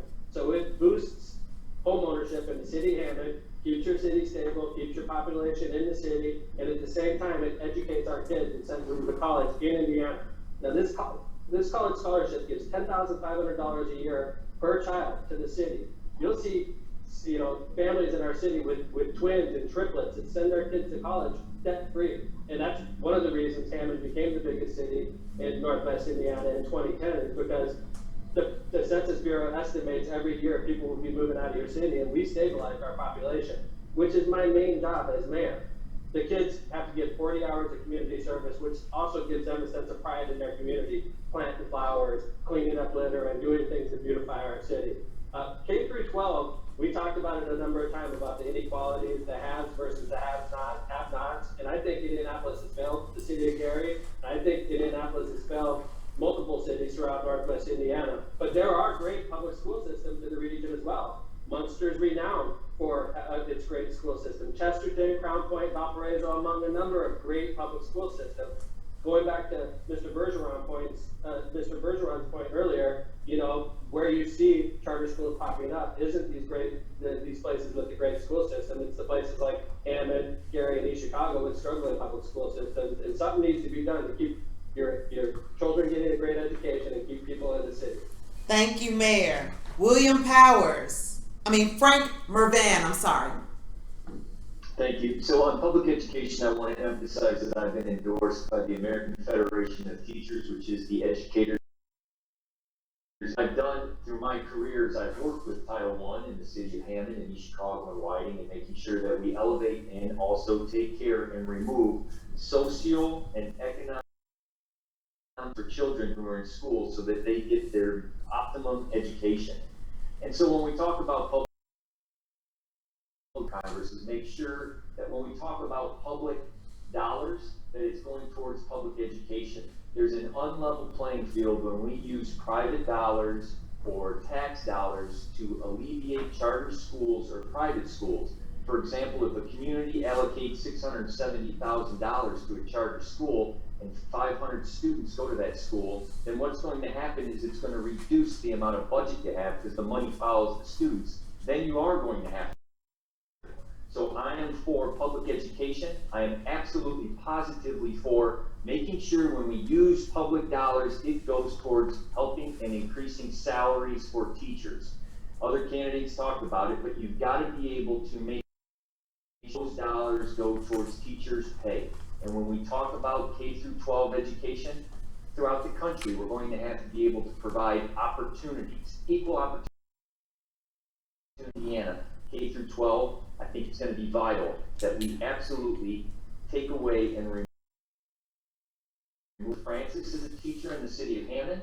I've been engaged in making sure that we're engaged in the school system with our No More Secrets program that protected children, and work with educators to be able to socio-economic protect them from child molestation and internet safety. And when you're engaged in the school system and you protect the Gary school system and allow it to go back to the local school system, you'll have better results. Thank you. William Powers.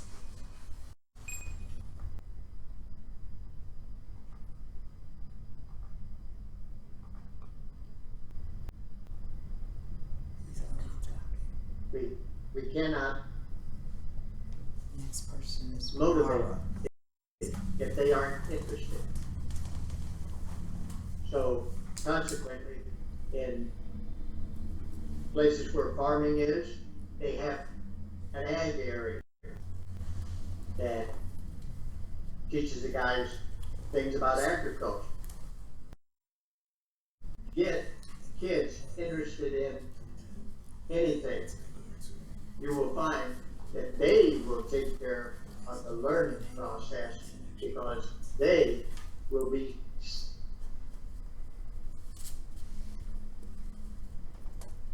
He's muted.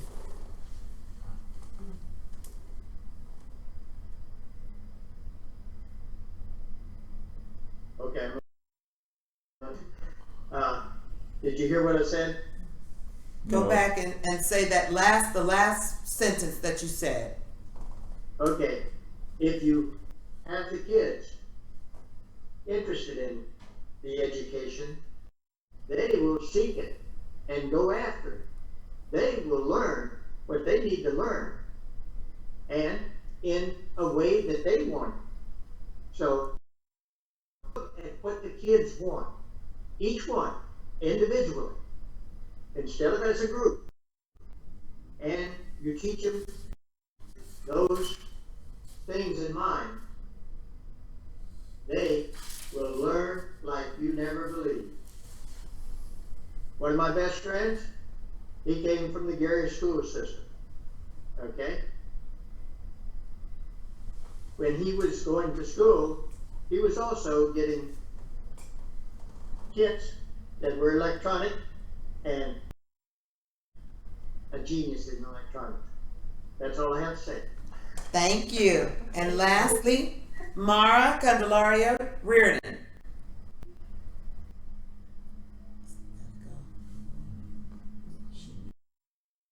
I got you.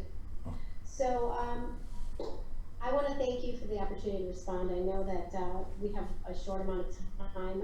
The 21st Century Scholars Program is something that supported at the state level. It provides low-income students with free university tuition at any one of our public universities when they register in 7th and 8th grade to become 21st Century Scholars, and stage are free and out of trouble. They get their college paid for. It's not a program that it's a program that has had a lot of success.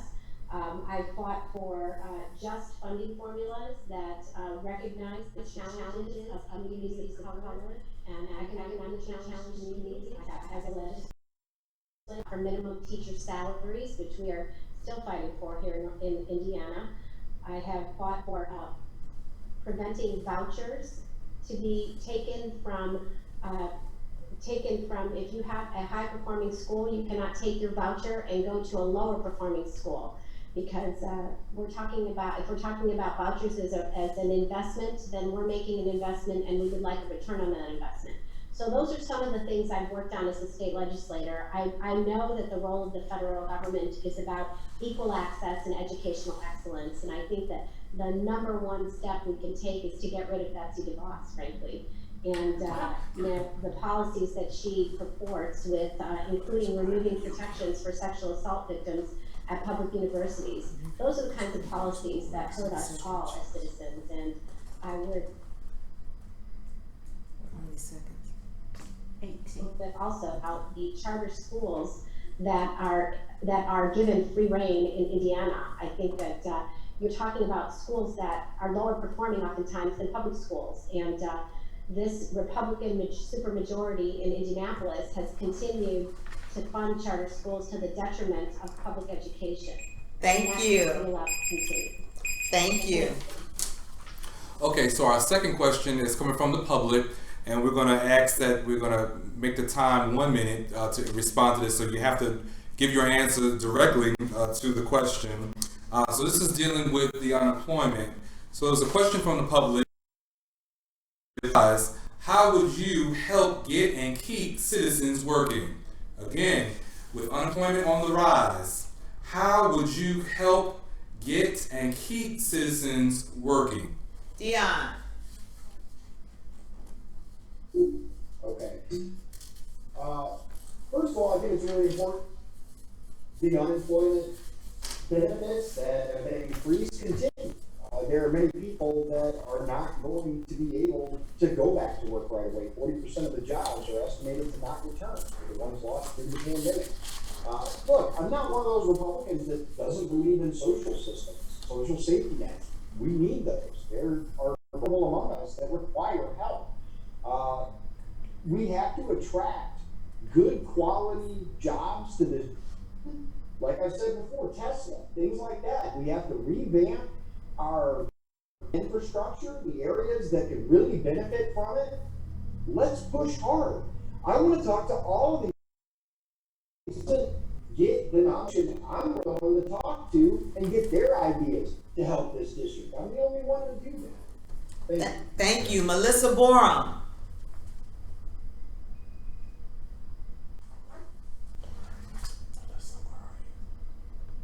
So, first and foremost, I would agree that we need to continue employment benefits, but we also need to retrain, right? If that is an accurate number, that 40% of the jobs will continue to be lost. That's why I support, a free K through 14. So that's free K through 12 plus 2 years of community college for free, so that we can retrain our workforce, so that we are better equipped to receive companies to come into our communities. As a person who manages government affairs for a global aviation company, that's currently what we're doing now. We're sending people back to school to enhance their training on our company, so that once we recover, we are able to rehire them at a higher level than they were once employed with us before. Thank you. Thank you. Scott Costello. Every economic downturn that I could think of in my lifetime, whether it was the savings and loan scandal, 1988, the 2001 dot-com crash, the 2008 housing crash, and this pandemic, like Sabrina pointed out, was no surprise. We saw this coming. I'm in healthcare. I was on the pandemic. I was volunteering for pandemic preparation, actually in Hammond, Indiana in 2007. That was no surprise. Our economy crashes because of deregulation, because, again, wealth inequality allows very rich people to be in charge of our economy. And we are not, it's all trickle-down economics, supply-side economics. We need to change that to have demand-side economics, so that consumers have money. We need a jobs guarantee and a UBI. It's just that simple. Thank you. Colonel Daggett. For those of us who've been in situations that have often been crisis situations, you learn, number one, not to panic. The panic has been worse than the panic. We laid people off, we fired people from their jobs at an enormous rate, when simply sending them home for a lot would have been enough, and we would not have damaged our economy to the extent that we have done. Retraining will be good, but it won't help us. We also have to look at the fact that the last hired are often the first fired. So the amount of unemployment among the African American and the Latino community is much larger than that among other demographics. We also have to take into consideration our approach to looking at what we're doing in the way of making sure that education works hand in hand with getting folks back to work. And the diversity must be something that is a priority for our first district. Thank you. Sabrina Hake. Thank you. So I think that we need an economic rebirth. The Green New Deal is something that is aspirational, and I've taken that program and tailored it to the resources that we have in Northwest Indiana. We could be a powerhouse. We could be the powerhouse economically of the country if we would take advantage of them and have a good plan. I do believe that we're going to have a public works plan, just like in the 30s with the Great Depression. We had so many people unemployed. We have a similar scenario now, and we need a public works program to upgrade our infrastructure and start to convert to renewable energy. Tom Steyer and Elizabeth Warren got this right. They were absolutely right. We can't do it piece by piece. We need a national infrastructure overhaul to convert to renewable energy. And if we don't do that, and the temperature rises to a certain point, we won't be able to stop it. And it will be the best thing that we've ever had happen to our economy in Northwest Indiana when we embrace those concepts. Thank you. Attorney Hall. Yes. I would think of as President Roosevelt did years ago with the New Deal. I would start a new economic concept, a new economic engine, as Mayor Prince talked about in the paper 2 days ago. And that should be started at the national level. And I would propose a legislative idea that would hopefully organize a national group to address the economic conditions in our country today by addressing getting the leaders of our industry, of our political leaders, our religious leaders, and others to come together and develop an economic engine that would get our economy going again. Thank you. Mr. Harper? We've got a choice between two paths. We can either have a recovery and stimulus that favors the biggest corporations, that favors those at the very top, or we can have a recovery that invests in the middle class, that invests in working Americans, that invests in Americans who are struggling right now, and works to lift us all up. So I think it's critically important that we have a recovery and investment from the federal government that is progressive, that works to tackle the income inequality that we have in this country and also address some of the other issues. So I talked earlier about making sure that we're repealing the tax cuts for the wealthiest and reforming our tax code to have a more progressive tax code. Let's make sure we're investing that in things that are going to create jobs right now, right here in Northwest Indiana, like public education, like infrastructure, and I would absolutely agree that we need to have an emphasis on making sure that we're investing in green infrastructure around here so that we can also tackle the challenge of climate change. Thank you. Mayor McDermott. Thank you, Chelsea. You know, the closest you can approximate what we're going through now is what we went through during the Great Depression. And like was answered earlier by Sabrina, during the Great Depression, FDR started the New Deal during the Great Depression, and it had a massive investment into our country. And that's what I think we need right now, is a massive investment from the federal government to rejuvenate our economy, hiring Americans to rebuild our country from below ground up. Yeah, I'm talking rebuilding our bridges, rebuilding our highways, rebuilding our public buildings, rebuilding our airports. This is what we need to do, is to stimulate the economy, to put Americans back into work, and to get good paying jobs so that we can provide for our families, and it should come from the top. We shouldn't be giving stimulus money to publicly traded companies. We should be reinvesting back into our country and rebuilding our country from below ground up, and that's what I would propose if I was in Congress during this pandemic. Thank you. Frank Mervan. Yes, specifically, I want to say that I'm going to use this time, and I know it's valuable. This is what I've done for 15 years. I've faced people who have faced crisis, and I've sat on the other side of the table or the desk with them, and we've created opportunities, and we've gotten people back to work. And so when we're dealing with a national economic crisis with a 16% unemployment rate, be able to invest in our infrastructure. As I mentioned earlier, once we begin to do that and we use American steel and we get American steel industry, which is the greatest steel industry right here in Northwest Indiana, we produce the most steel in America. We replace the bridges using an American buy provision, buy American, so that we get the American steel worker back to work, we get the Teamster, the laborer.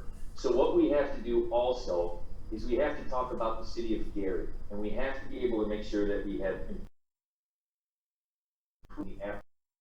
through our banking system and through the SBA, so entrepreneurs can begin to have small businesses that thrive. Thank you. William Powers. Okay, we're back to my policies, and I already talked about the interstates and everything. What we also have to do is get our money back to go back money. We get back to real money instead of the state money that we got in our pocket, then everybody recovers. And I have something called the simple transaction tax. The simple transaction tax simply is everything that you think is a transaction is a transaction, and it'd be taxed at 0.1%. At 0.1%, that puts the money back in your pocket, that gets everything going. Thank you. Mara Candelaria Reardon. You do so well with the names. Thank you so much. I was waiting for so long, I got a little excited. Absolutely, we need to continue to invest in our infrastructure. I mean, the South Shore Train project alone, and expansion and double tracking will put people to work for 10 years. That is absolutely a priority for us, including all of the green economy. We need to invest in a green economy. We need to, use that entrepreneurial spirit that the American people have and incentivize clean energy and clean energy products. We had a situation in the General Assembly this year that was very interesting in that the Democrats and the energy companies were actually on the same side of an issue this year, and that was because there was a move by the governor to continue to push and protect his clean coal projects, and there is no such thing, as we know, but it was an opportunity for us to be on the same side of energy and encourage that investment in wind and solar and things that are already happening. Thank you so much. Can you hear me? Here's your time. Thank you.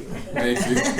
Thank you so much. We have come to shortly after 8 o'clock, but we wanted to indulge the candidates to see if you have time for the lightning round, or are there those who have to jump off the line? We have about 10 minutes left. If you have it, let us know. If not, we will conclude at this time. Candidates? I'm all in for the lightning round. I was most excited about the Me too. Yes. So we'll move very quickly.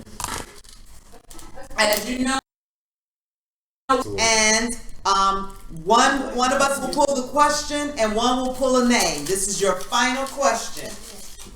All right, and you have 1 minute. The question is, describe specifically how you have worked on projects and or initiatives in the city of Gary. And that question goes to you're up. Absolutely. So before this campaign, as I mentioned earlier, I'm an attorney. I work primarily as a public defender, and I'm committed to fighting for equal justice for everybody. Before this campaign, I was very proud to volunteer frequently at the legal aid clinic at Trinity Church, Pastor Jackson's church, on several occasions. Trinity UCC, excuse me. And would like to continue, we'll continue those efforts regardless of how this campaign goes. We've also worked very hard in this campaign to make sure that we are engaging with everybody in the community of Gary, having a full-time staff member that's committed to helping our outreach in Gary, doing service projects. We were at the Gary Housing Authority delivering lunches the other day and doing other things to make sure that we're engaged with the city of Gary. Thank you for your participation. The next question is, how do you think COVID-19 will change the world? If you're elected, what are some of the practices you might consider implementing? And that goes to Dion Bergeron. You're up. Okay, thank you. First of all, with COVID is the fear push. I think a lot of people are going a little more uncomfortable with people and places telling them what they can do, which I believe is a good thing. We've become market place in this country. We've allowed one tiny piece at a time. We have CNN, MSNBC giving us outright lies, telling us this 1 week, this the next. We as people need to stand up and demand that our freedoms remain intact and that the overreaches by the government get rolled back. That's what needs to happen, or we're going to find ourselves in the same predicament as communist China, as Russia, as other. Thank you for your participation tonight. The next question is as follows. Addressing the digital divide, especially for students who have little or no access to technology. Though it is all students, how would you address the digital divide? And that question goes to Frank Mervan. So how you address the digital divide is very quickly. You work with the city and the federal government to be able to provide wireless access. Schools are uplifted, and you're able to create those opportunities that level the field. So when you have the United States Steel, you have them actually contribute to the community to be able to provide wireless for the whole city of Gary.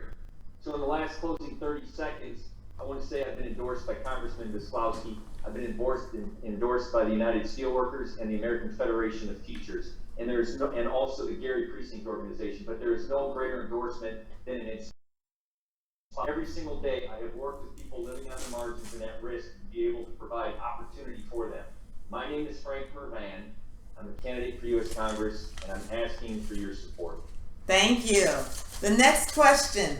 There are some in this first district that grapple with high crime rates. If elected, what are your plans to address crime? And that question goes to Melissa Borum.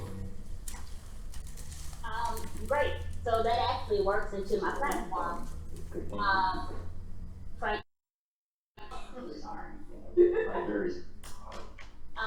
that actually goes into my platform of, providing a quality education, so that we have jobs. We know the pathway to crime. We know that inadequate education and not having job opportunity is the pathway to crime. So what I would do is focus on enhancing education and making sure that we have jobs and careers that meet the needs of the community. And that's really important, not jobs that cannot be fulfilled by the people in the community. We have to have jobs that, people are trained and certified to do. And so that's why I focus on education first, and then the career opportunity next, and that will help our our crime problem. Thank you for your participation. The next question is as follows. What is one thing that you will fight for that you believe is needed to improve our district? And that question goes to Sabrina Hake. I will fight like hell to get more jobs in our region. We have the gold mines right here. We've got port and steel and people in acres. I was on Jerome Prince's transition team. I was a senior advisor, and I saw the intelligence and the work ethic of the people of Gary, and I've never seen a more motivated or intelligent workforce. All they need is to bring these jobs to them, and we need a cohesive plan. If you go to gosabrina.com, I have a post-COVID recovery plan that involves bringing all of these jobs that take advantage of the resources that we have right here. We have the best people and the best natural resources right here in the city of Gary. And I'd love the opportunity to serve you. At gosabrina.com, you can see my plan. I don't believe that this is a reward system for anyone. I don't think that career politicians are in our best interest. We need to get money out of politics, and we need someone new. Go Sabrina. Thank you very much for your time. Thank you. The next question is, what's your plan to lower prescription drug costs? And that goes to Thomas McDermott, Mayor. Thank you. Unmute him. Things like prescription drugs, take the money out of things like, take the profit out of things like getting healthcare for Americans. That's why I think that the federal government needs to be more and more involved in things like prescription drug pricing, needs to be more involved to guarantee low pay co-pays and deductibles. And I tell you what, there's candidates that are very funded by prescription drugs and by pharmaceutical companies that are standing right for you right now. And I tell you what, I have no conflicts. I have no problem at all. I think that if you have diabetes, you should be able to get your prescription drugs at a low price. If you have pre-existing conditions, you should be able to get your drugs at a low price. And I am not bound in any way, shape, or form to a pharmaceutical company. Research your candidates well, because there is a candidate before you right now that's very tight to those companies. I want to take the profit out of it. I think you should be able to get drugs at a low price and very accessible. So thank you very much. My name is Tom Mcdermott. I want to be your congressman. Thank you, Mayor. This next question. The history in the first district has been higher property taxes in more disadvantaged areas. If elected, how would you address this inequality? That question goes to John Henry Hall.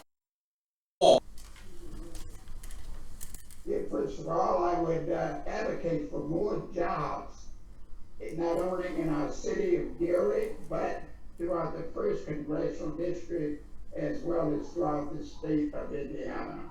I work to get more of our leaders involved in seeking jobs from around the country, if not around the world. A few years ago, I had a chance to go to China, seeking businesses from China with Mcleod Clay, and we were relatively successful in getting businesses to consider relocated in Gary, Indiana, and as well as the state of Indiana.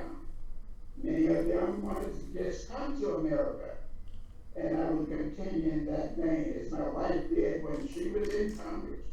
She worked very hard to Thank you. more jobs come from Hall did. Thank you, Attorney Hall. The next question is as follows.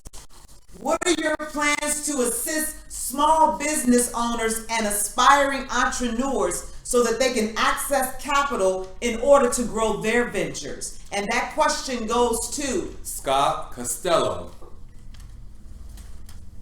That's a really good question. The problem that is access to capital, and we know that's a problem for minorities, whether it's females, which are the largest minority group in the country, African Americans, Latino Americans, people with disabilities.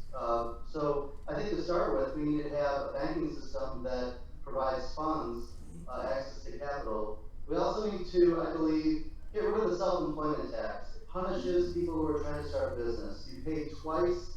You pay into Social Security Medicare twice. I was self-employed for 16 years. That's extra 7% of tax is really stifles your ability to make your business thrive and hire people and such.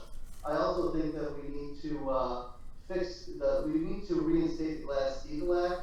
When that was repealed by Clinton, am I up here? When that was repealed, it allowed all these small business loans to go to other countries, actually. We need to bring that small business loan system home and prioritize the franchise communities. Thank you so much. Thank you for your participation. The next question. What relationships do you currently have in Washington, D.C., which will help benefit the citizens of Northwest Indiana? And that question goes to Colonel and Well, as I shared earlier, I work in the Pentagon. I have connections there in Washington, D.C. I think it's so important for us to make sure that all aspects of the community is heard. Diversity in District 1 does exist, but voices have not been heard in District 1. We have a contamination issue in East Chicago, and we haven't even touched on that today. People are dying from contamination in East Chicago, and we want to build more factories? Oh no. What we need at this point is to make sure that the relationships and contacts that we do have are relationships and contacts that will make a difference. People have also referred to my wife and I, asked the question, are we the next Obama? Well, I tell you what, that's flattering. However, we're going to need even more than that. Our country is pretty much in a critical situation at this point, and we need to make sure that you check us out on www.electjagger.com. Thank you. Thank you so much. The next question. If you received a $1 million grant to use for our region in any way you wanted, what would you do with it and why? That question goes to William Powers.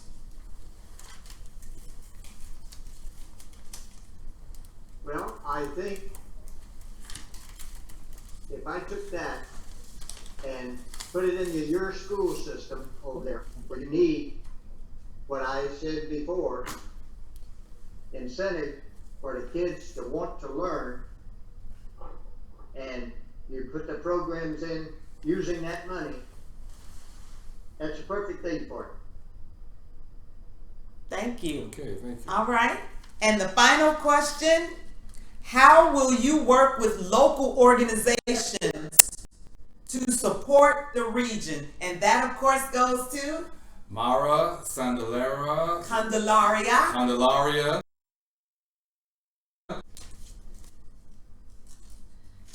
Well, so the organization, I've worked with a lot of local organizations. I think in my tenure as a state representative, it's one of the things that has been really a real privilege for me to ensure that we have that relationship. I have always been accessible. I have always reached out and had town hall meetings and, you know, worked with organizations that have issues that have come before the General Assembly. One of the things that we talk about all the time is the citizen legislature and how people need to be engaged and need to come. So anytime there's any legislation pending in the state of Indiana that affects our local communities, it's my responsibility as a state representative and a legislator to inform local organizations about what is happening with this bill, where they need to be advocating, with whether it's with Everybody Counts, which is an organization that advocates for the disabled,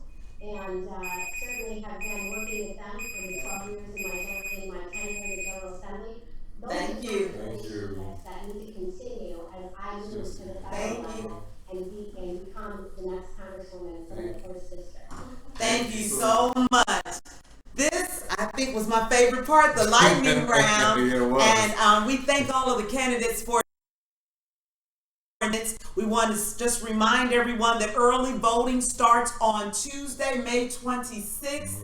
We also want to remind everyone to please complete the census, and most important, make sure you go out and vote. Candidates, we thank you so much. You can watch the replay and share it on your various social media. You can dialogue with your constituents via Facebook and also this broadcast.com's website. Thank you, everyone. Have a safe holiday. And before everyone leaves, we just want to say thank you. There's a couple of organizations that help with the giving the questions, and so we want to thank the Gary Alumni Chapter of the Political Awareness for their questions, and also the Gary Alumni Chapter of the Delta Sigma Theta Sorority Incorporated for also helping with the questions, and all those in the community that submitted questions for our candidates today. We thank you for our partners, the Urban League, Northwest Nielsen, and the Politicking app, and again the Delta Sorority. We also want to thank St.Timothy Community Church, the officers and members as well, and certainly to the co-host, our wonderful Chelsea Whittington. We thank her for her time and as she shared with us today. Deborah Black, who's our timekeeper, to try to keep us along the way, and also we want to thank Gregory Jones, Edward Prentice, and Joseph Smith for helping out so that we can make this happen for all of us today. Hopefully we had some kind of insight on each of our candidates, and certainly can have a educated opportunity to be able to vote. I know myself, being in this area, I've been here about a year and a half, and so I didn't know all the candidates, but those that have reached out to me. But now I have opportunity of hearing all of you and what your plan is for our region, and we're excited. We wish you all a success in your career and also in being a servant to this community. Thank you so much, everybody. Have a safe and happy Memorial Day weekend, and may all of you and those you love be well. Bye. Have a blessed one. Thank you. Thank you, everybody. Thank you. Great program.